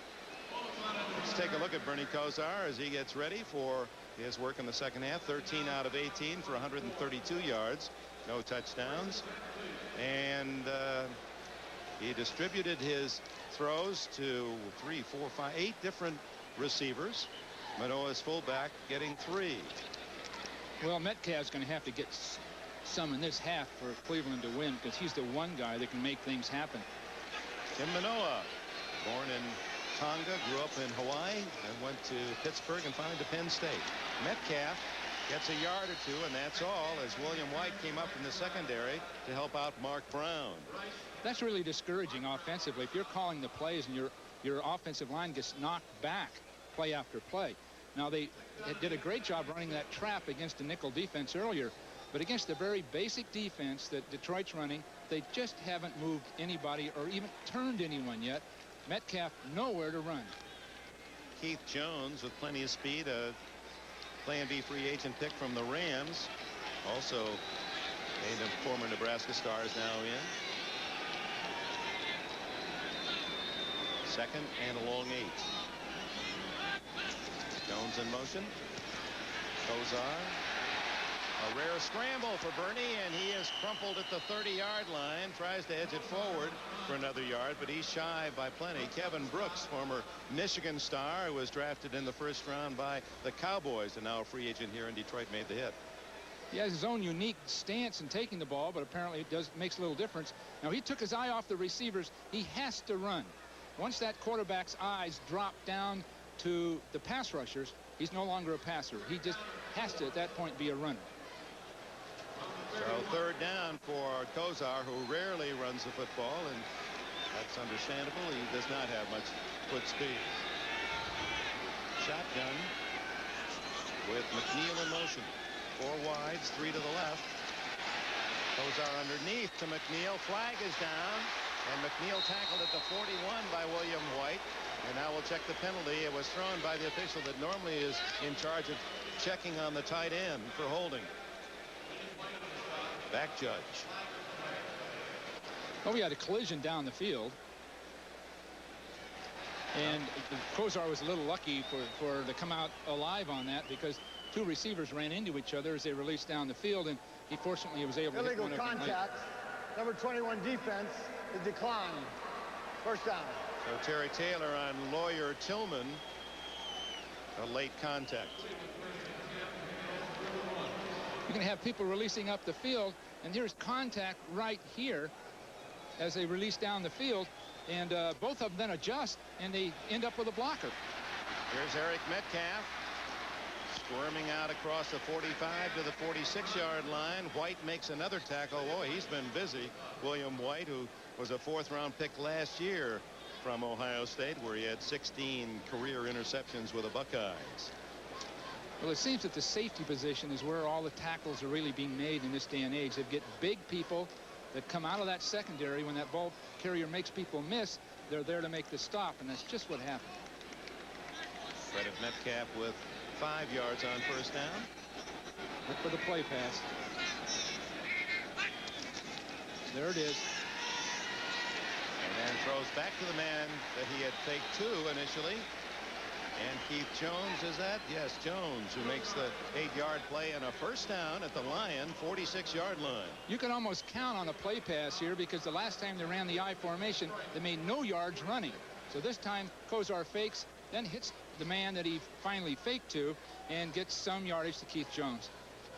Well, around the league, it's a good team that draws interest of other teams and players who will be rooting against, and in this case, in the Central Division, you can bet Houston and Cincinnati especially are rooting for the Lions today. Cleveland currently a half game in front of Houston, and a game and a half ahead of the Super Bowl reps from Cincinnati. And down hard goes Metcalf as he ran right into a wave of blue, and Jerry Ball, he makes a pretty good ripple himself. Jerry Ball took the whole side of the line out.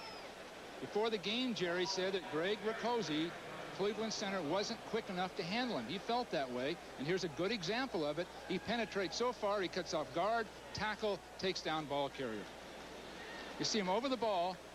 He makes all kind of people miss. Dan Fight came down to block down on an angle on him, and he just beat Dan across the line of scrimmage. He must have made contact with at least 4 different players for the Browns before he got Farron to bump into Metcalf and knock him down. He wants one of those Michael Carter contracts, and he may finally get one. And Kosar spends a timeout with 10:36 remaining in this third quarter, and the game tied at 10. Worry. Some scenes from your neck of the woods, Bill Walsh, up in Turlock, California. You know, Dick, that looks like to a frustrated losing coach. If he looks into the stands, that's what he sees. Oh, come on, that never happened to you. Kosar pumps, and he's going long for Langhorn. Broken up nicely by Taylor. Taylor was on top of that all the way up the field. There was never a time when Langhorn could have caught that ball anywhere up the field. Taylor was traded. Taylor is right there all the way, and as it comes down, they're both in position to make the play. You know, to be honest with you, at one point, maybe 10, 15 years ago, they'd have called pass interference on that. And I always had felt it was ridiculous. So at least they've refined the rules to let somebody go for a football. Taylor from Seattle to Detroit, where he gets to play in a dome stadium. He said, I've been lucky in that regard. Seahawks got James Jones in an early trade this year. Kosar screens to Barry Redden. Does he have another big run in him? Nothing too long here as it's covered well by the Lions. Eric Williams, the gridiron gourmet, in on the tackle along with Ray Crockett. There's Williams, who is working on a cable television half-hour show where he is the host and bills himself as the Gridiron Gourmet. I said, do you cook? He said, no, never cook. I go out and eat all the time. He's a bachelor. He said, I've got only one pan in my kitchen. That's so I can heat up the stuff I bring home from the restaurant. But he's got a show, and he's a clever guy out of Washington State. Very popular here in the Motor City area. He was a teammate of Millard's, wasn't he? Keith Millard. What a pair of defensive tackles they were. They were roommates at Washington State. High kick by Wagner. Excellent punt. And Stanley, fair catch at the 14-15-yard line. Timeout, 9:32 left in the third here at the Silverdome. I told him. Of action on Sunday, and plenty of action with the Lions rookies. The usual NFL free turkey hoax, and this was a salute to the Lions rookies. You see the 5 pictures of the 5 first-year men that bought it, even though it's well known that happens every year, sending them out for the free turkey that didn't happen. And Messrs. Phillips and Pete and Crockett and Cribbs, and there in the blue and white, Barry Sanders is saying, a guy making $2 million a year, and he's out there looking for his free turkey.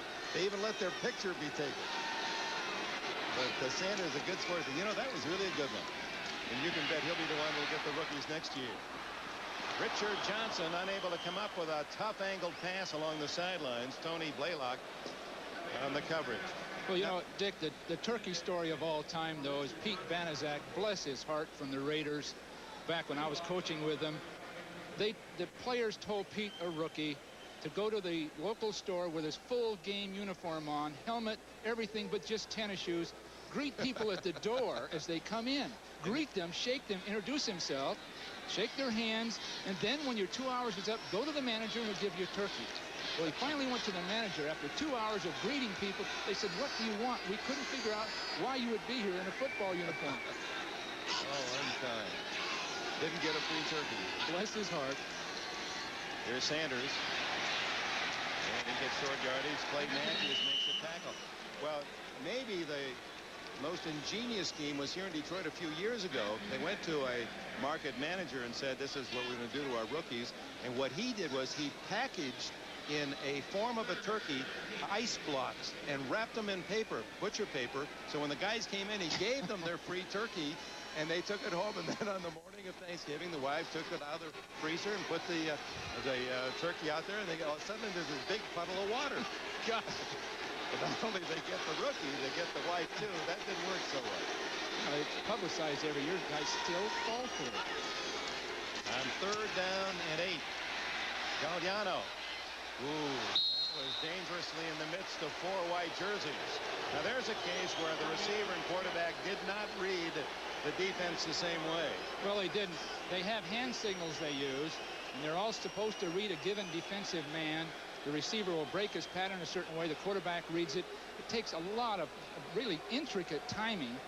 And if you're changing quarterbacks from week to week or receivers, the quarterback has to be able to read that. And there was a mistake right there. And that kind of thing costs because suddenly a defensive back has the ball come right to him. Gerald McNeil at the other end. Jim Arnold punts. McNeil had a punt return for a touchdown against the Lions a couple of years ago at the 28. 35-40. He's to the 50-yard line. What an exciting little runner he is, Gerald McNeil. Well, this surface is ideally suited for this part of the game. That is fast and quick. They know when they cut, they'll cut. And it was really a quick job, but there's also some blocking down there, too. 54-yard punt, and McNeil gets 22 on this return. He starts forward, then to pull people toward him, then bends out, and then the blocking is set up for him. Carl Painter, backup running back, made the tackle. First down, Cleveland, 10-10 tie, 8 minutes left, third quarter, and the Browns start from midfield. Metcalf with Manoa in motion. Eric Metcalf on a quick pop for 4 for the Lion 46, where Spielman makes still another tackle. He's far and away the leader in tackles for the Lions this year. His new wife, he's been married 6 months. He said kind of nervous about this Thanksgiving Day. After the game, not only my parents, but her parents are all going to meet all the in-laws together, and the wife's going to cook Thanksgiving dinner. And her warning to him was, now, if you lose, don't embarrass us. Don't be a bad, that's right. Don't be a bad guy. It is Thanksgiving. Keith Jones hits sharply. William White with still another tackle. And Spielman was there as well. Well, the last two plays have made sense to me that the Browns have run. They trapped with Metcalf, and he got 5, and then he went to the basic sweep and didn't get quite what they need. But those are the kinds of plays, rather than an I formation thing that takes so long to hold your block before the ball carrier gets there. So if they'll trap and sweep, most likely they'll have the best shot. Mark Trestman, who was Kosar's coach at the University of Miami. 3rd and 5.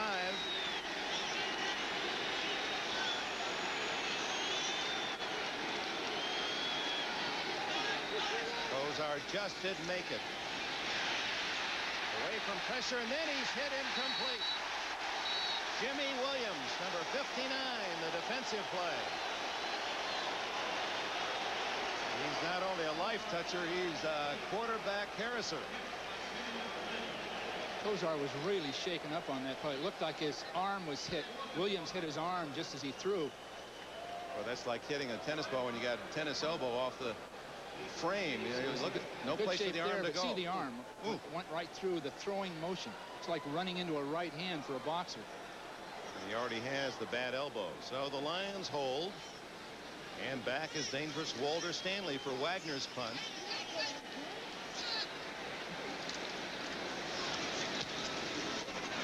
High to the side. And it takes a Detroit bounce out of bounds at the 20-yard line. Wagner not happy. Still tied at 10. Rodney Peete, injured knee. There's the Heisman balloting of last year when his teammate now with the Lions, Barry Sanders, won the Heisman. Of course, the 1989 Heisman to be announced soon. Pete, bad knee, won't play today unless there's a total emergency, but he is the future of this offense at the moment in Detroit. Gagliano, his replacement, throws to the sidelines, and it's almost intercepted. Mark Harper was in the passing lane. That was one of the rare times that the Browns have used his own defense, and Gagliano had to float it over the top and couldn't hit his receiver. Were you surprised when we were in Wayne Font's office yesterday, and there was a picture, almost like a family picture, framed, and it had 2 of his players in there, Rodney Peete and Barry Sanders. Well, that demonstrates where he thinks his future is. You know, Wayne Fonts is an honest, sincere, willing, trusting person, and everybody wants so desperately for him to do well with this team. Does this team need work? Gagliano, handoff to Sanders, and he works the Cleveland defense. Look at these moves. Oh my.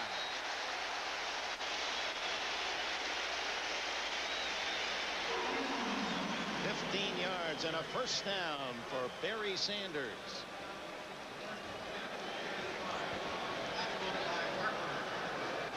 He's starting sideways. It's what they call a roll draw. Then he's up the field.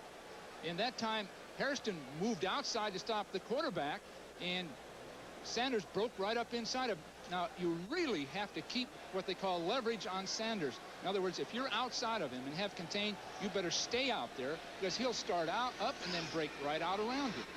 5 misses before he finally was brought down by Mark Harper. First down at the 35 for the Lions. Just did beat the 45-second clock. Sanders getting a block. Boy, when he turns the corner, Felix Wright finally bounces him out of bounds, and he hit him late. That'll be 15 more. Well, that was an example of what I just spoke of.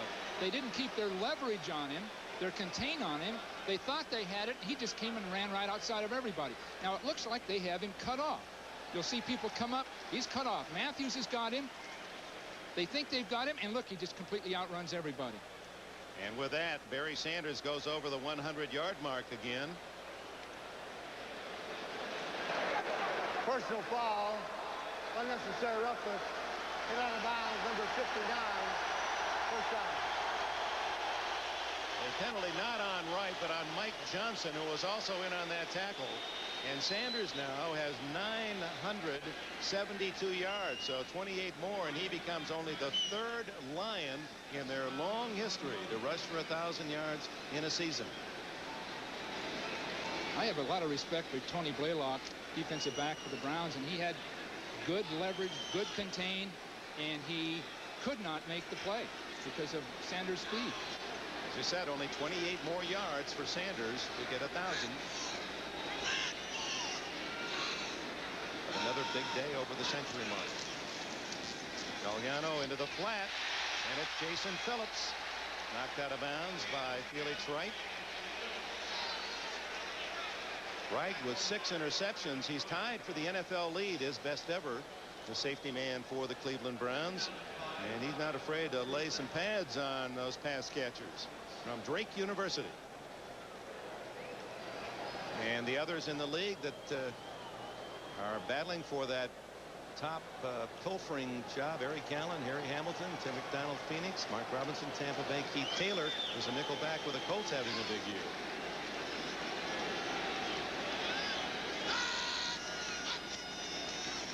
Sanders, running room, lots of it, and caught from behind by Mike Johnson, but another first down for the Lions.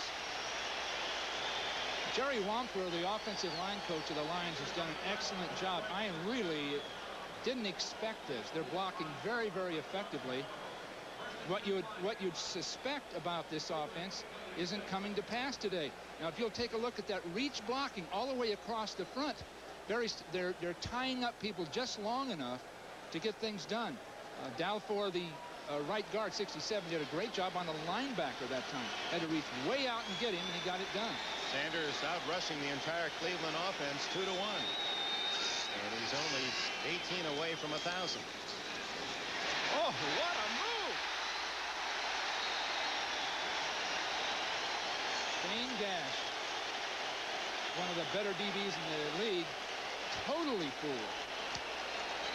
Another first down for Sanders as he picks up 11 more. He's brilliant. You really have to concentrate to tackle him. Gash is in great position. He steps too far, and it's over. You almost have to make sure that whatever angle you take, you keep. You don't want to step too far. You've got to keep a relationship to him and count on your teammates. 7 more for 1,000 for Sanders. And consider this is the 50th Thanksgiving game, and the Lions, one of the original franchises. He'd be only the 3rd on this play, perhaps. Nope. Carl Bubba Baker, or Al Bubba Baker, and Thane Gash are there to make the stop from behind after a couple. Baker, one of the great pass rushers in the mid-'80 period, isn't nearly as quick as he once was, but he's still an effective player.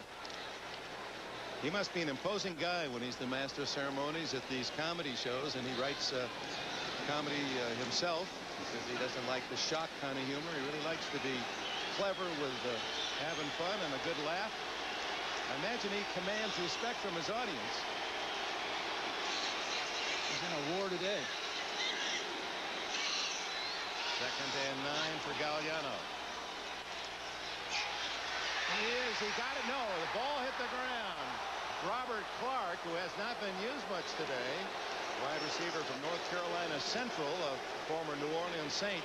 There was a curl back just at the goal line. He couldn't quite get the ball. That was that fly stop pattern that we'd seen earlier in the year that Houston ran.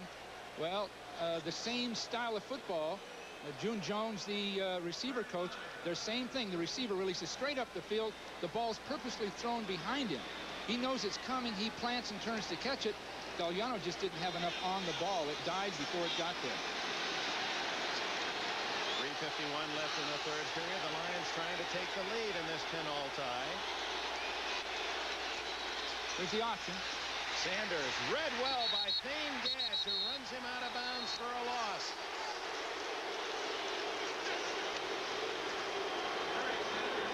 Cleveland Browns fans cheering the play by the safety man Gash from East Tennessee State. Well, Gash will come from this side, and he's going to work out as Saunders, and they run an option down the line. Gash will sprint to the sideline to cut off Saunders. Now watch him run and get Barry Sanders outside. He wasn't about to worry about Gagliano carrying that ball. He wanted Barry Sanders. Here's Eddie Murray to try a 35-yard field goal that would give the Lions the lead. Hit on 39 in the first half, and he's right down the center with that. That's could be enough the way the Browns are moving the ball. Well, Wayne Fonts cheers his young Lions are back in the lead, 13-10. That field goal, and he cheers Eddie Murray's kick successfully, 13-10.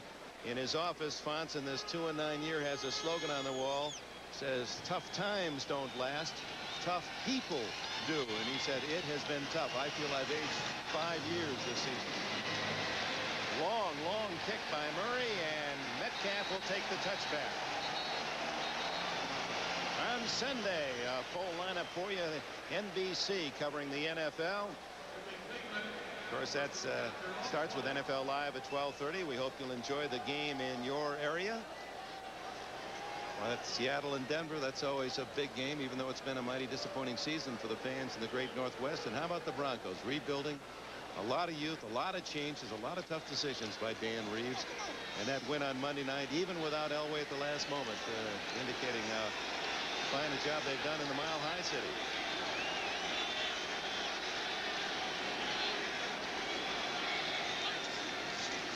Kosar with his team down by 3 underneath the Metcalf. He is drilled. Number 93, Jerry Ball, and William White, who is having a career game on defense, is in on another hit. Metcalf's a great, quick, open field runner, but Sanders has that power and that strength. Eric will make a lot of people miss, but finally get decked himself, and I think that's the difference between the two people. Both outstanding young players. Metcalf's a little taller at 5'10", and about 20 pounds lighter at 185. Sanders, mind you, is not a little back. He's a short back, but he's a big guy. Metcalf is a little scat back type. Kosar underneath has a first down to Reggie Langhorne, and Langhorne is out to the 40-yard line before Chris Spielman and company can make the tackle. Kosar, I think, is hurting. I really do. That arm is bothering him every time he throws. He's tough. He's a competitor, and I'm sure he'll let people know if he can't go any further. But he's really working to get that ball off.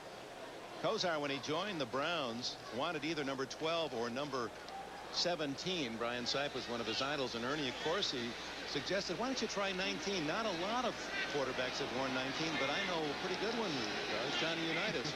And Accorsi, of course, was with the Colts in the early 70s. So that's why Kosar took 19. Barry Redden, with a flag down, is washed right back into his own backfield. Well, they tried that trap, and that time people penetrated so hard they couldn't pick him up quickly enough. And the Browns guilty of the hold. And Font says take the 10. Back to Unitas in the 19. First, Jim Tunney will confirm there was a hold. Holding 73. Still first down. Greg Riccozzi, the center. That Unitas was 25 years old in that famed 1958 game, the sudden death game, when Alan Amici stormed into the end zone in overtime to beat the Giants. And Kosar says, well, maybe this is the year we finally bring Mr. Modell that Super Bowl title. I'm 25. Maybe there's something in the numbers of this year. Well, it's all going in the right direction. Just hope it goes fast enough. Looked like ball was offside. It did, didn't it? Kosar, a little jump past him, and Manoa, and then the Lions jumped the fullback. But it appeared Jerry Ball had leaned offside. Ball's having a field day inside. Riccozzi just isn't quite quick enough for him. And Banker and Fike both are having trouble handling that guy up underneath there. It was Lawrence Pete, the rookie. Offside. Nose tackle defense. 5 yards. It'll still be first down. 5th round draft pick from Nebraska in for Ball, who leans across. There's no reason to move there. The official attendance has been announced. We'll give it to you right after this play, as Kosar looks at first down and 15.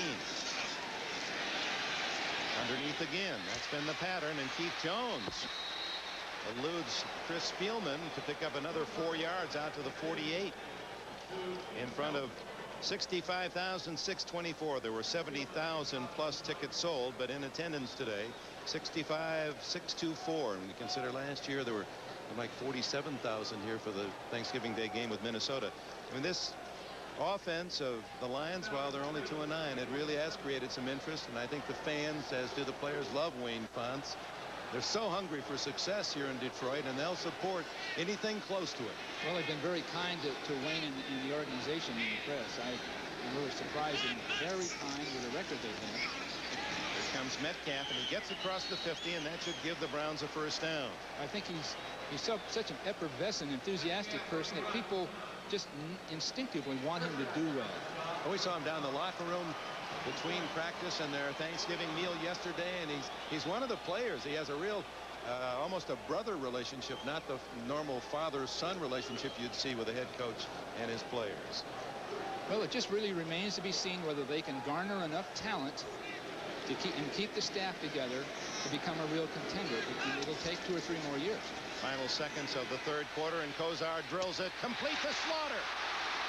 And Webster Slaughter fumbles. The Lions have recovered. Dennis Gibson.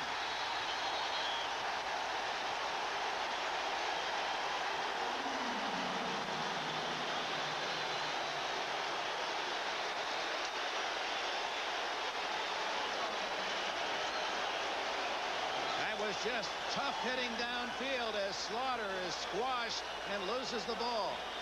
Good pattern breaking up underneath. Excellent catch. Now he's going to try to get the end zone, and he finally decides to go between people. It looks like he's in pretty good shape. No, he's lost the ball early. Terry Taylor was the man who got the shoulder into the ball. Dennis Gibson recovered, and just as this game began with Barry Sanders fumbling into the end zone to deny the Lions a score, the Lions get it back to end the third quarter. Hit by 3 Lions, a ball jarred free after a long gainer, 30 yards, and the fumble to Detroit at the Lion 20. Lions lead as we open the fourth quarter. Dick Enberg with Bill Walsh in Pontiac, Michigan. Bob Gagliano gets back to the line of scrimmage and a yard, and that's about it. Gagliano handled himself very well, or he had 2 or 3 people that had shots at him, and he protected the ball. That 3 points looms big to me, Dick, because Cleveland hasn't really been able to put anything together, and often you're behind by 14, but you know you can move the ball when you get it. But thus far, Cleveland's had such a tough time moving the ball, not only in this game, but in previous games. And the Browns, while they beat Seattle 17-7 a couple of weeks ago, only managed the 17, then fought to a 10-10 tie, and they have only 10 points today against the Lions. 13-10 Detroit, 2nd and 9. Gagliano throws it away. Barry Sanders was the closest receiver. They wanted the screen pass again, and it really shows the discipline in that offensive line of Detroit, Jerry Wampler's offensive line, because both guards did not go downfield. Most often they'll, with that much time taken, they'll start drifting down the field. But Eric Saunders and Dallafour stayed on that line of scrimmage and didn't cost themselves yards. See the back of 64 Sanders, who was a high school skier. I said, "You still ski?" He said, "Nah, I took up football." I said, "Why?" He said, "Well, I broke both my legs skiing." He said, "I thought it'd be better to take something up safer." Good deduction. Gagliano under a blitz. They pick it up. And it's incomplete to Robert Clark. No flag. The coverage by Hanford Dixon, the Browns' top dog. The Detroit fans still haven't got used to this football because it's an exciting football. By the way, there's Jerry Wampler, one of the best line coaches in the game. He's done a great job with this line that doesn't have great experience and, in a sense, doesn't have the truly great talent. Did Wampler had any experience in the run and shoot, or did he have to accommodate himself? He had to learn this very quickly. Tough. That is tough. Yeah, he's more of the traditional coach. But by the way, these fans will boo on an incomplete pass.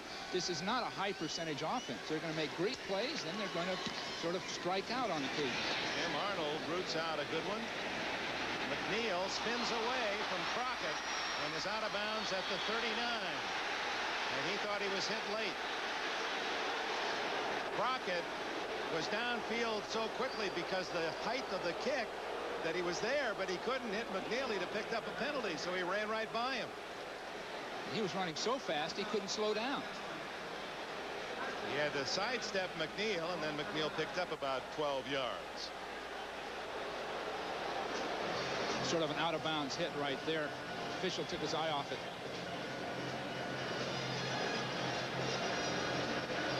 Well, it doesn't seem like it's late in the game, but it is in a sense for the Browns. They're going to have to at least get field position if they do punt. That last punt by Arnold, 52 yards. Fake to Metcalf. And the throw to Metcalf incomplete. Spielman making sure if Metcalf had caught it that he didn't go very far. They have those people open very close to the line of scrimmage after the play pass. And just about every time they're in I formation, he's going to fake and throw a play pass. But that time Metcalf moved at the last second just as Kosar tried to throw in the ball. Football world brings people in contact. It's very small. Kosar, when he was at Miami and the Hurricanes were trying to recruit Spielman out of Massillon, Ohio, it was Kosar that was the host of Spielman on campus. They've become pretty good friends over the years. Keith Jones makes the catch. Dennis Gibson the tackle after a pickup of about 5. Called Kosar Flaky Jake. I don't know about that. He also has done a commercial with Boomer Esiason and Bernie Kosar for a grocery chain. And I wonder what if he's a Flaky Jake. I wonder what they call Spielman. What would Spielman be if they were Flaky Jakes? And you know what? He's you get the feeling there's certain players that if they just said, we don't get to be paid anymore, you just go out and play, Spielman would be first in line. He'd say, darn it. Okay, let's play. On 3rd and 5. Complete to Slaughter, who hangs on for a first down. 7-yard gain to the Lion 48. Those are all well and good, and they got their first down, but they've yet really to do much with a receiver running after the catch. So far, other than just 1 or 2 plays, they've hit stationary people for 5 and 6 yards, and maybe they can get away with it. They've got 12 minutes. They've got to get at least 3 points on this drive. Boomer Esiason was 30 of 39 last week as Cincinnati really embarrassed the Lions, as Wayne Fonz described that defeat. Metcalf. Ooh, read well, and Mark Brown made the tackle, but that play was set up for Brown by tremendous penetration. Reminder to our viewers, we'll be selecting the Budweiser Most Valuable Player in today's game. We'll announce that shortly before the final gun.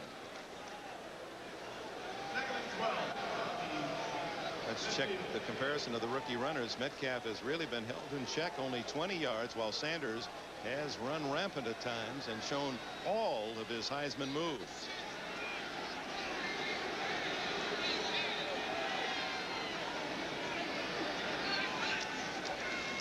On 2nd down and 13. Langhorne open down the middle. No, it's Ozzie. Ozzie Newsome has another catch, and that moves him up another notch on the all-time panel. 15 yards for Newsome. First down, Cleveland. Raymond Berry, the great receiver of the Baltimore Colts, Johnny Unitas's favorite target. And Ozzie Newsome now tied for number 5 all-time, just 2 away the Jets' great Don Maynard. He can move up to 3 very easily, especially if he considers playing 1 more year, which people think he can do because he's really been injury-free. On first down, Keith Jones. Not much there. The Lions defense has been tough. Try to steal the ball. Cleveland's Jerry Ball and Spielman and company. Cleveland's offensive line is just not being a physical line in the games we've seen. Not enough happening. People aren't being moved or turned well enough. Well, that ball was turned around. He was actually attacking the play from the backside. Gain of a yard.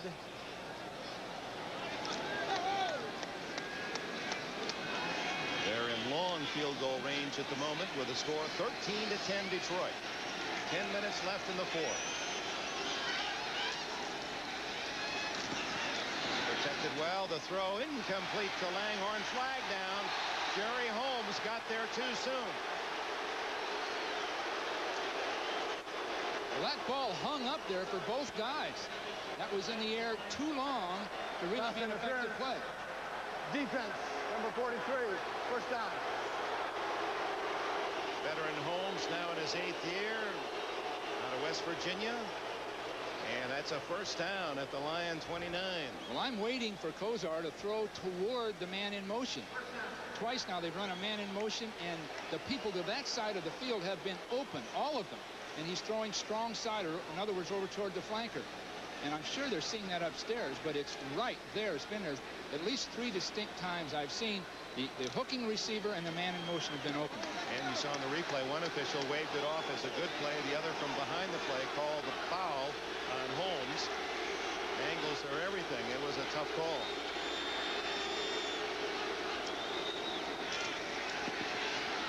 Underneath and complete.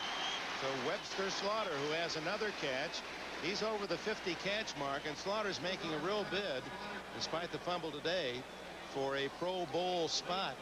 He now has 5 catches, 60 yards, 968 total yards this year. And just as Sanders is trying to join a very few that have gained 1,000, Slaughter, there's only 2 other Browns in history that have caught passes of more than 1,000 yards in a season. And he's very close to doing just that.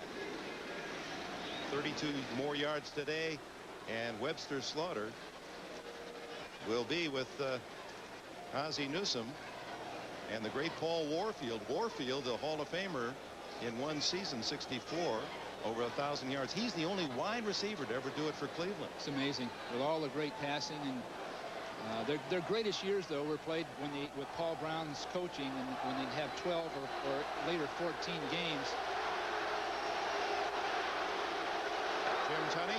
Upon review, the play stands. Second down. Well, Slaughter does keep that 5th catch today. 9.5 minutes to go, and the Lions fans now trying to make it tough on Kosar. Second and a long 2. Mark Brown, number 95, coming off the right defensive right side's really been a factor. Keith Jones, and the hit made by Mike Kosar, who has played sparingly today. And Jones was juggling the ball as he went through the hole. That'll be very close. They may have to measure. And will, apparently. When you consider how well the Lions have played, Bill Walsh, and Michael Kosar, who is a tremendous talented linebacker, to be so crippled by that arch injury. Sounds like a simple thing, but when you can't press off it and you can't run, and he's such a great talent, that's really hurt the Lions. Those kind of things persist, too. The more you wait a while, then you try it, and you aggravate it. You wait a while, and you try it, you aggravate it. It really takes a full off season to clear up those arch injuries. And so Kosar out, along with Keith Ferguson most of the year. Those are the 2 top pass rushers for Wayne Fonz. And opposing quarterbacks consistently throughout this year have just been back there eating a sandwich. They've had so much time. Well, this is clearly the best game the Lions have played this year. Most consistent, most balanced. 2 tight ends. They need just inches. A flag goes down, and that may deny the first down. Face mask, though, is also a possibility. No, it's against Cleveland.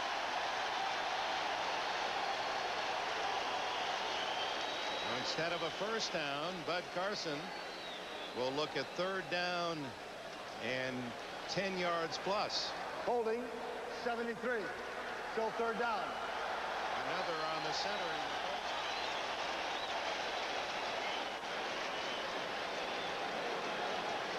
Well, Ricosi's been a frustrated guy dealing with Jerry Ball.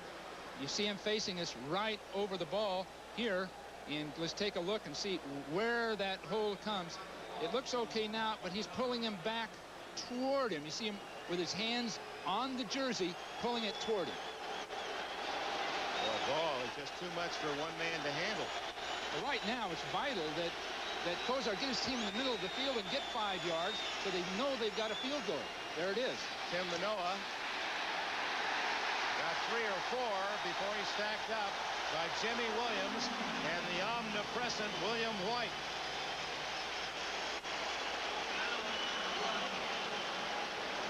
Here comes veteran Matt Barr to try to tie it up. Barr kicked one in the second quarter of 35 yards.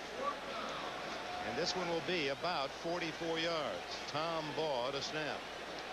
And backup quarterback Mike Pagel to set it up.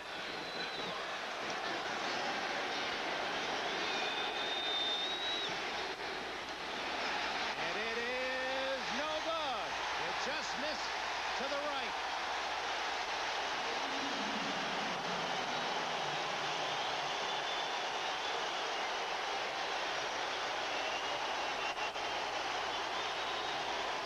And the Lions maintain their 13-10 lead. Just skidded to the right.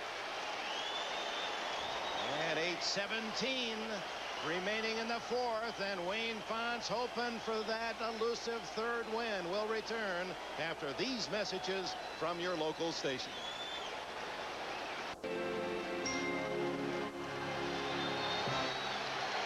Happy Thanksgiving from the Silverdome in Pontiac, Michigan.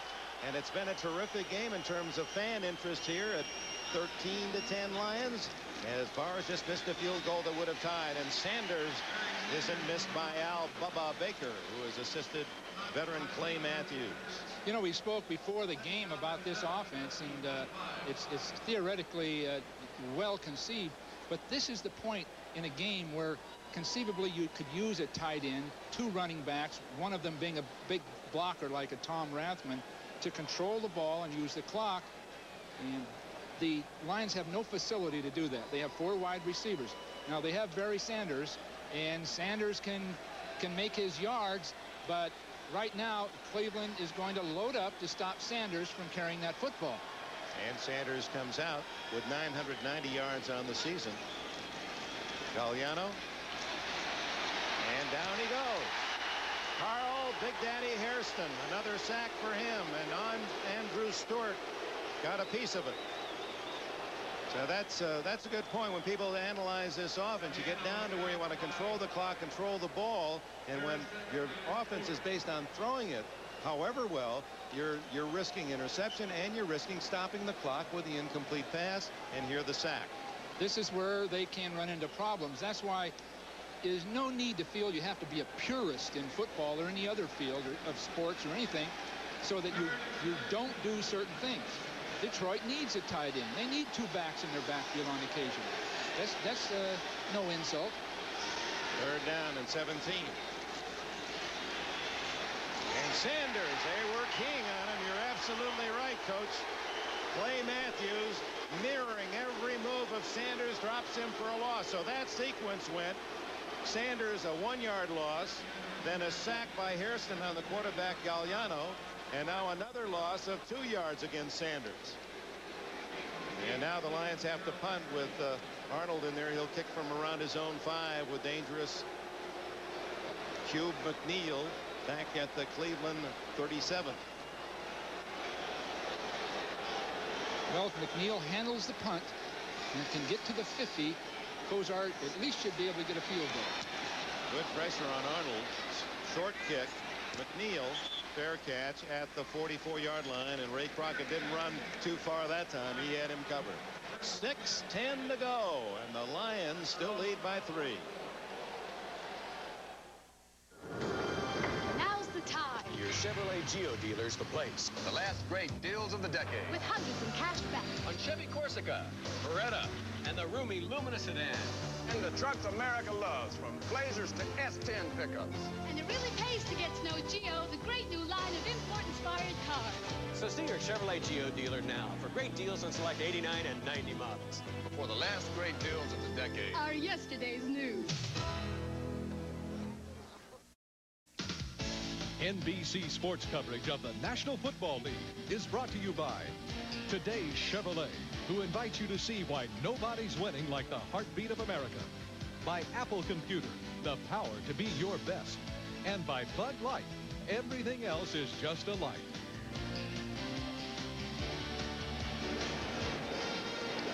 The Detroit Lions, who have beaten only Tampa Bay and Green Bay, but interestingly, the Packers, they defeated 2 weeks ago, and then the Packers go out to San Francisco and beat up on the world champion 49ers. understand we're having some technical difficulties. We apologize for that. We're back with you now from the Silver Dome, and it's Kosar to Langhorn. Short yardage, Dennis Gibson.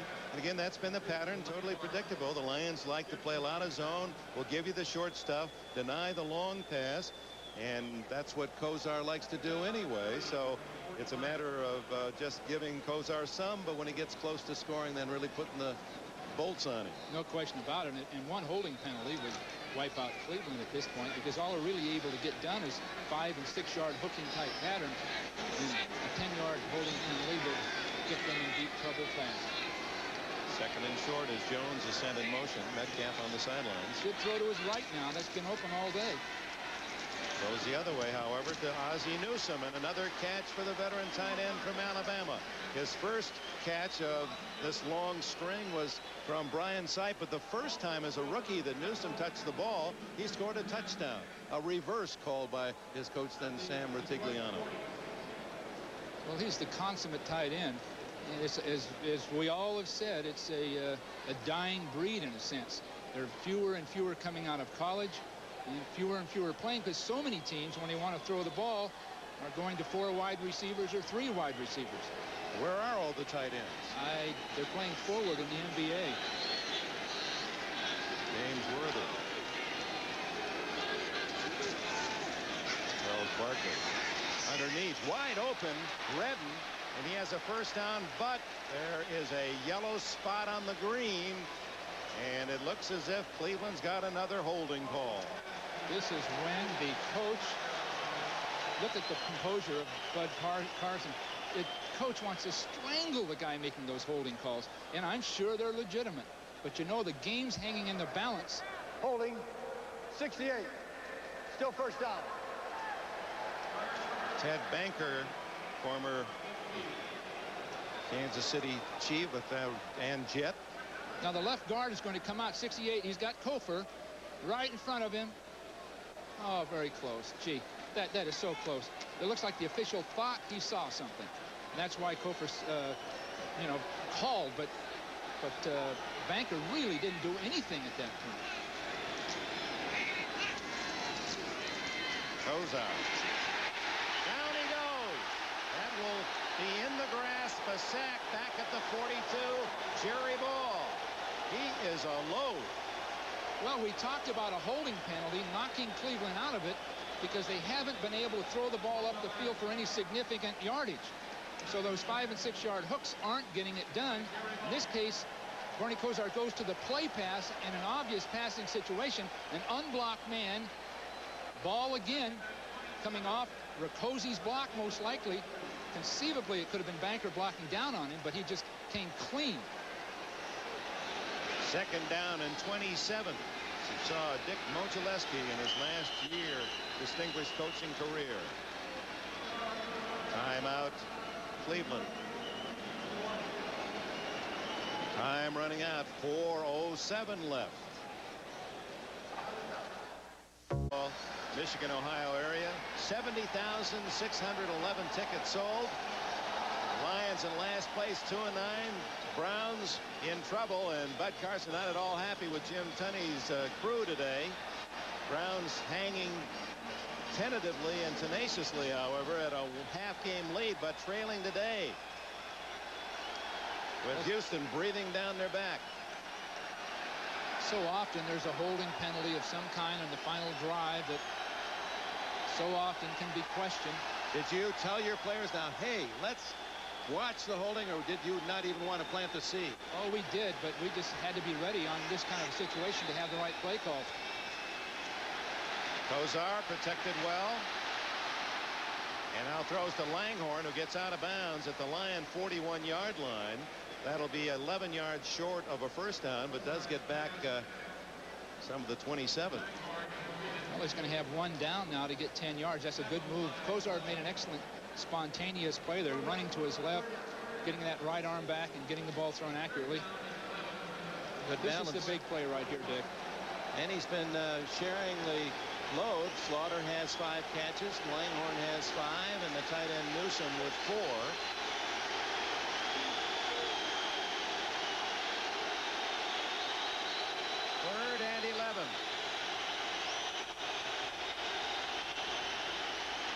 bring a linebacker. Kosar goes underneath the Langhorn, and another flag goes down, and it could be against the Lions. Jerry Holmes holding Webster Slaughter right at the yardsticks. It appears from here that might be a first down. Let's check the penalty. It's against Cleveland. Slaughter was applauding as if he thought he had been fouled, and apparently it went the other way. Might be offensive interference. That's what it looks like. Oh, my. Sometimes you're just destined. It's futile.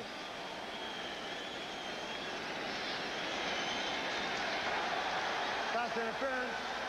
Offense. Number 84. 10 yards. It's still Let's see third down. what happened.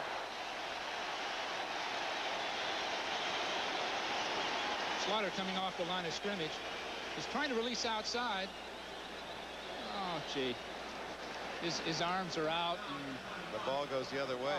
You know, right at the end of the game, I don't know, I guess I'm still a coach. But right at the end of the game, these calls start coming up. It dramatically affect the outcome of the game. What's that cry of the coaches? Let them play. 3rd and 21. Underneath to Redden. And a good open field tackle by Ray Crockett. So the rookie in there as an extra defensive back. Played at Baylor last year. Was a 4th-round draft pick. And because of the penalties, the Browns completed plenty of passes, but were stopped by their own penalty mistakes. And now look at a tough call. 3:24 to go. And at the moment it appears that Bud Carson's going to gamble on 4th and 13. Gee.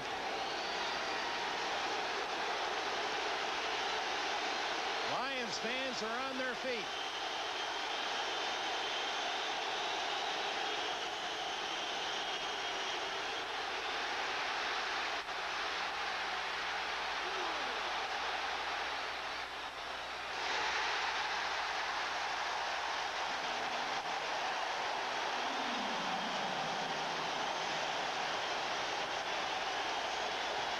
So Kosar forced out of the pocket. That shortened the field. He could not find an open man. Terrific defense by the Lions. Seems okay here, but now he's running to avoid people. Get some blocks.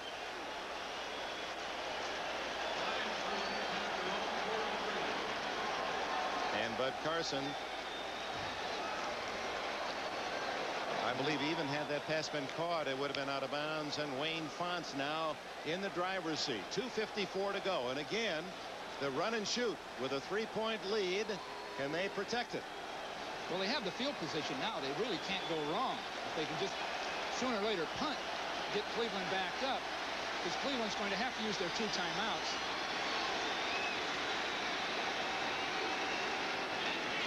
Sanders, the lone running back, and you can be sure they're keying on him. He gets the ball. The flag is down. And Clay Matthews and company get to Sanders at the 47. Mike Johnson there as well. Would you have punted there, Bill? I mean, I would have punted, certainly. They have 2 timeouts. I think it's pretty evident to anybody watching. That was a little desperate at that point to have to go for it in the middle of the field like that with a lot of time left. They must have thought they had a pass play that would really work, because that was sort of unnecessarily done, and it could have cost a ball game. Bud Carson at 58 is quick to admit that his training and his expertise is on the defensive side of the ball. And going back to early this summer back in London, he said, yeah, it's tough for me to think about late in the game offensively. I'm thinking defensively, and he may take a little different approach. Well, that's the problem with most decisions made in coaching are offensive decisions, especially in the later stages of the game or at the end of the first half. And they had a reason for doing it. I'm not sure a lot of coaches would have done it. Lomas Brown was the man guilty of holding. Another flag here in the late going. Here's Sanders, draw, ran right around Bubba Baker.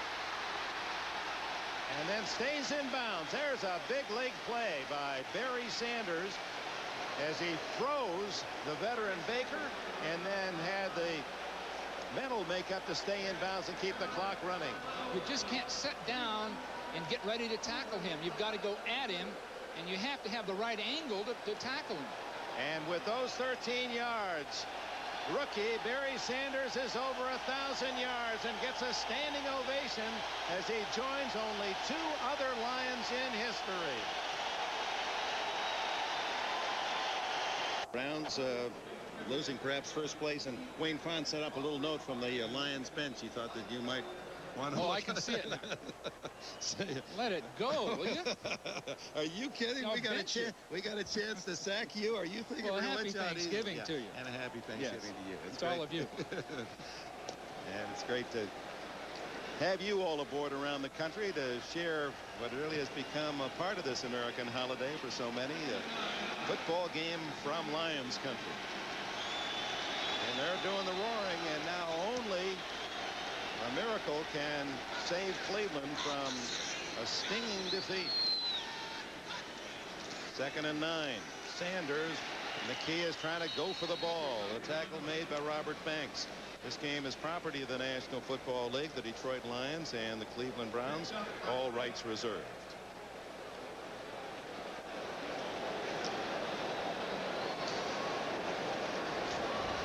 Sober faces. It is it's tough to do. This is one of the problems of playing on Thanksgiving.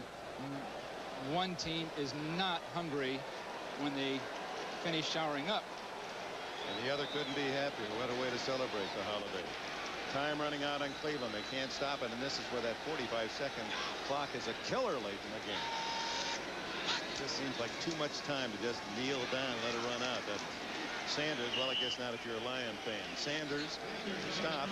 4th down, 1:08. So the Browns will get the ball with no timeouts. But the Lions will let that 45-second clock, and there's still 34 seconds on it, chew up so much of that remaining minute. This telecast presented by authority of the National Football League is intended for the private use of our audience. Any rebroadcast or other use of this telecast without the express written consent of the Detroit Lions and the National Football League is prohibited. Down to 39, 38. 10 more seconds to go, so there'll be 25 seconds left for Bud Carson when all of that 45 seconds is chewed up. Our executive producer, NBC Sports, Terry O'Neill, and he sends along from all of them at New York, Rockefeller Center, happy Thanksgiving. Coordinating producer of NBC football coverage is Ted Nathanson. Today's telecast produced by John Faratzis and directed by John Gonzalez. NFL Live produced by David Neal. NFL Live directed by Bucky Guns. NFL Live news producer Ricky Diamond. Technical directors Marilyn Altman and Richard Sansevier. And our thanks to Joe Costanza and all of his crew here in the booth. Steve Bazika, Bernie Riley, Mike Brenner, Ron Knight, Barry Smades, Jeff Simon, Doug Graybird, all the guys and girls that have brought you the pictures and color of this Thanksgiving Day game. Hope you've enjoyed it. Well, the Browns are going to go for a return. Arnold sends it high. McNeil lets it go, and it takes a Detroit bounce. Down by Karpinski. He touched it at the 10-yard line. So 90 yards away, actually, let's say 60 yards away from a tying field goal attempt are the Cleveland Browns with only 10 seconds to go. Stay with us after the game.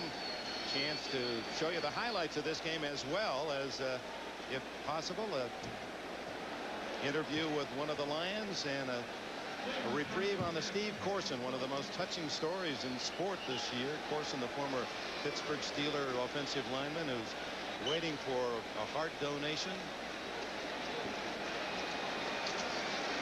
Well, my hat's off to Wayne Fonte and his staff. They've hung in there and stuck with it, and it may be starting to turn around. Yeah, they did it with a defense, and a very aggressive, alive defense. Kosar could squeeze 2 plays in 10 seconds. Has to hit one fairly deep on the sideline. He goes to the sideline to Slaughter. Intercepted by Jerry Holmes. Holmes looking for a block. He is not in the end zone. Or is he? Yes. Touchdown.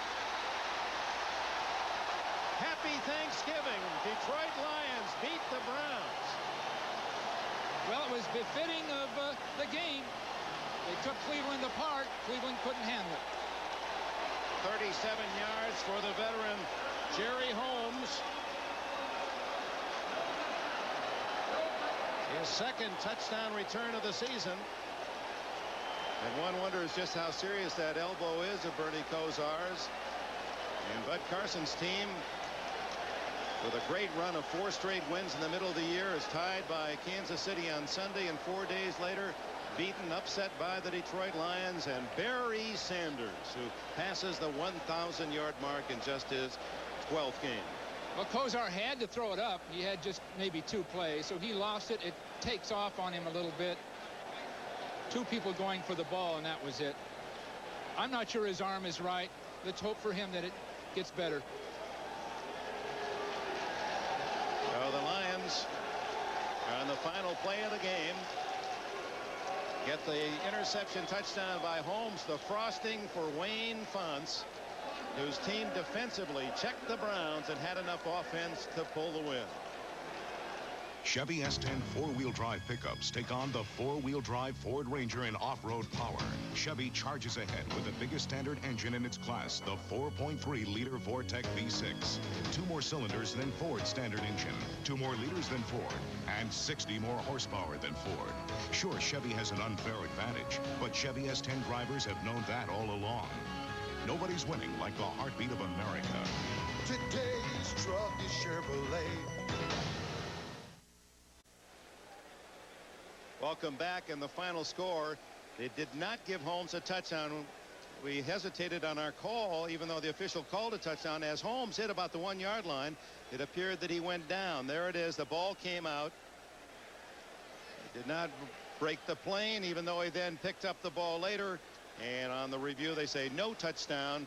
Holmes, nevertheless, will enjoy the turkey and stuffing and the pumpkin pie. It's 13-10 as the Detroit Lions beat the Cleveland Browns in our Most Valuable Player Award, sponsored by Budweiser. Who else? Today's MVP, a brilliant young running back, Barry Sanders of the Detroit Lions. Budweiser will make a contribution to the United Way on behalf of the Lions.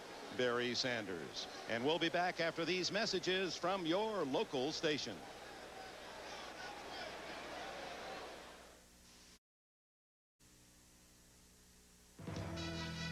The Budweiser NFL Report is sponsored by Budweiser. Beechwood aged for that clean, crisp taste. This Bud's for you.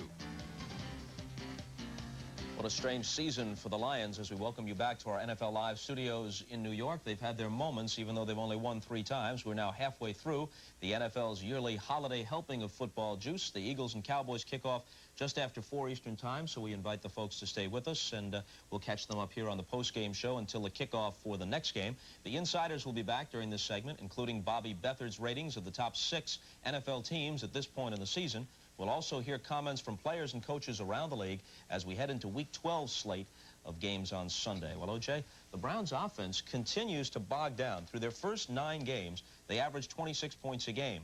In their last 3 games, just over 12, including only 10 points in 5 quarters Sunday against the Chiefs. So all this is good news for the Oilers and the Bengals. Take a look at the standings in the AFC Central. It's a bit of a holiday gift. Cleveland had been riding the 4-game winning streak, but now they have a loss and a tie in the last 4 days.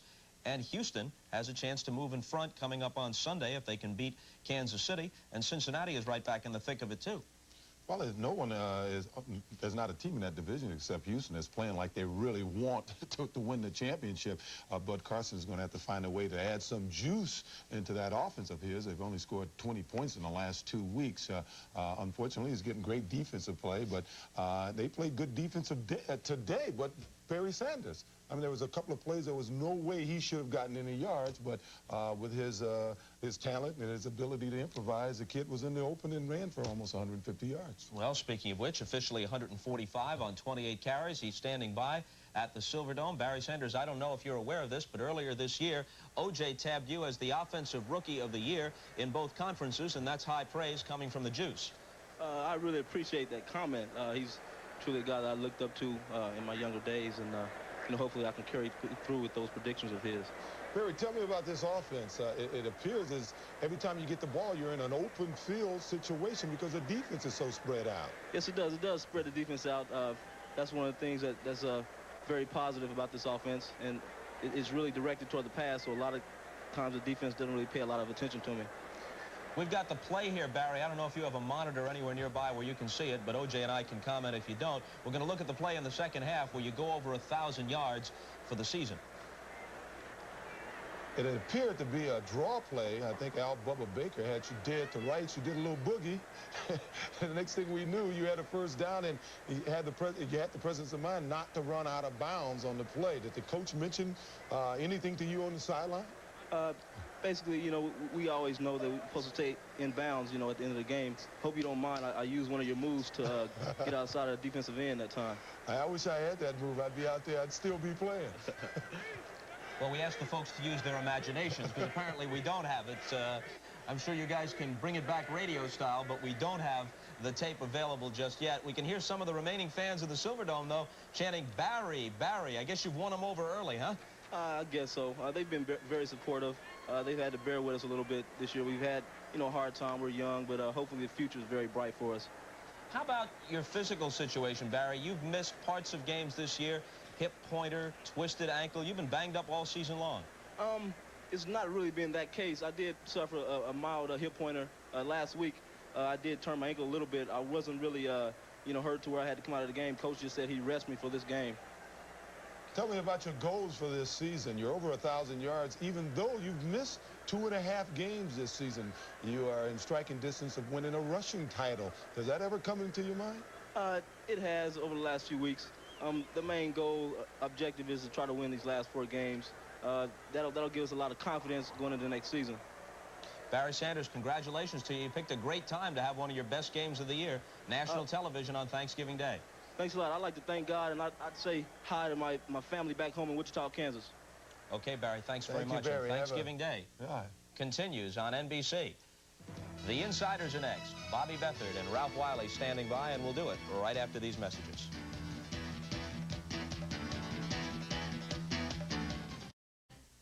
The last time he gave up. This time he won't get the chance. When two legends come together. Le gané una vez y le voy a ganar de nuevo. From different worlds. This time you better come to fight. Talk is cheap. Lo voy a mandar a la lona para siempre. When the bell sounds December 7th, the truth will be told and actions will speak louder than words. Uno Mas, the deciding battle between Sugar Ray Leonard and Roberto Duran at the Mirage, Las Vegas. And now, Budweiser presents the main event. Okay, we're back with the Insiders, Ralph Wiley and Bobby Beathard. And as we mentioned, Bobby, you're set to pick your top half dozen at this point in the season. At this point, I'd have to say San Francisco's a level above everybody in the league right now. And even though they lost last week to Green Bay, I think they're the class of the league. The Giants next, Denver after that, and then Houston, Buffalo, and Minnesota. This is based on not only the overall season, but obviously how they're playing at this moment. Yeah, how they're playing and the experience in playoffs of the Giants and the 49ers and just what to expect from here on out. What do you expect, Ralph, in the Giant-49er game coming up? Well, this game is going to be more important, I feel, to the Giants than to the 49ers. 49ers have a bigger cushion. They're just trying to maintain. I do feel that Minnesota is the team to watch. Minnesota, if they get production from quarterback, from Wade Wilson and Tommy Kramer, they have a better defense than all those other teams. I also think Philadelphia is a bit of a wild card team. If Keith Jackson is healthy, they can get into Bobby's exclusive list, Bob. What do you think? I think they're too inconsistent, Philadelphia. I think I'd stick with these, and I think he hit it on the head at Minnesota. If they can get their offense going, obviously they move up in the 6, but I'll stick with the ones I said.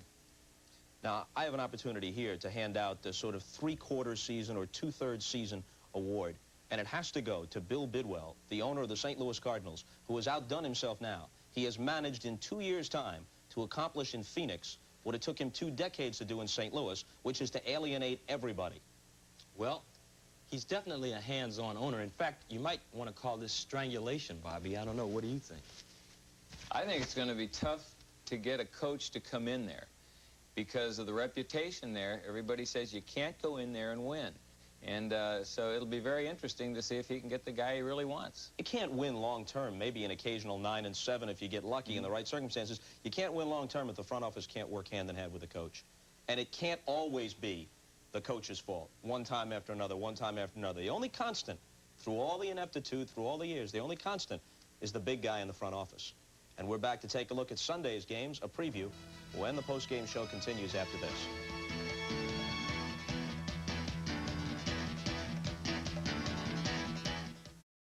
Okay, Week 12 hits full stride on Sunday with a number of games that carry playoff implications. One of the biggest matchups will be in Buffalo, where the Bills and Bengals will stage a rematch of last season's AFC Championship game. Here's a preview.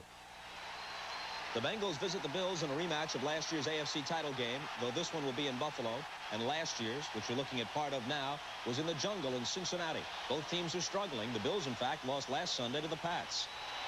I'm sure that they're still stinging from their loss, so they will be still stinging from their loss to the Patriots. You know, we got to go up there. It's going to be, 80,000 people, and they're going to be yelling and screaming. It's going to be a frenzied area. We just have to dig deep inside ourselves and say we're not as good as we think we are. We have to win the rest of the games. We're in fight now, and we're making it tough on ourselves. We didn't beat Indianapolis at Indianapolis. We didn't beat New England here. We won in the last play of the game against Miami there. So we ain't so hot. Meanwhile, the surprising Dolphins are tied with the Bills for first place in the East. They host the Steelers on Sunday. It's been plays like this, last Sunday's Hail Mary from Dan Marino to Andre Brown, that help explain why head coach Don Shula is appropriately thankful. We had a couple of weeks ago, we had a lot of help, and then we had some help yesterday. That was a unexpected surprise when New England beat Buffalo, and we come out of our win with Dallas tied for first. And we're very happy about that, and happy about the way that we played in the second half the last 2 weeks. Not too happy about the way that we played in the first half, and realize that we still got a long way to go, but we're happy about being back now tied for first. The Oilers are battling Cleveland for the top spot in the Central. They're coming off an impressive win over the Raiders at home. Then they travel to Arrowhead this weekend to play the Chiefs. We know that we have to go up to Kansas City in hostile territory, and we know our road record hasn't been that great, but we have to turn that around and go up there and play like we're playing home. We have to play better than we've ever played before. The Seahawks are at Mile High, where the Broncos, with a win, can clinch first in the West. Quarterback John Elway is back after sitting out Monday night's win over Washington due to illness. I feel good. Everything's come back. Not as strong as I would have been, but I'm sure that'll be back by Sunday.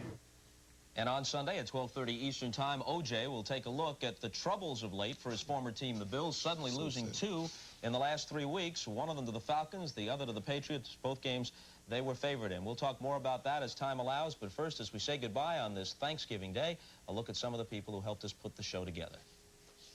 This has been the Budweiser NFL Report, sponsored by Budweiser. Beechwood Age for that clean, crisp taste. This Bud's for you. Executive producer of NBC Sports, Terry O'Neill. This program produced by David Neal, directed by Bucky Gunts. The news producer is Ricky Diamond.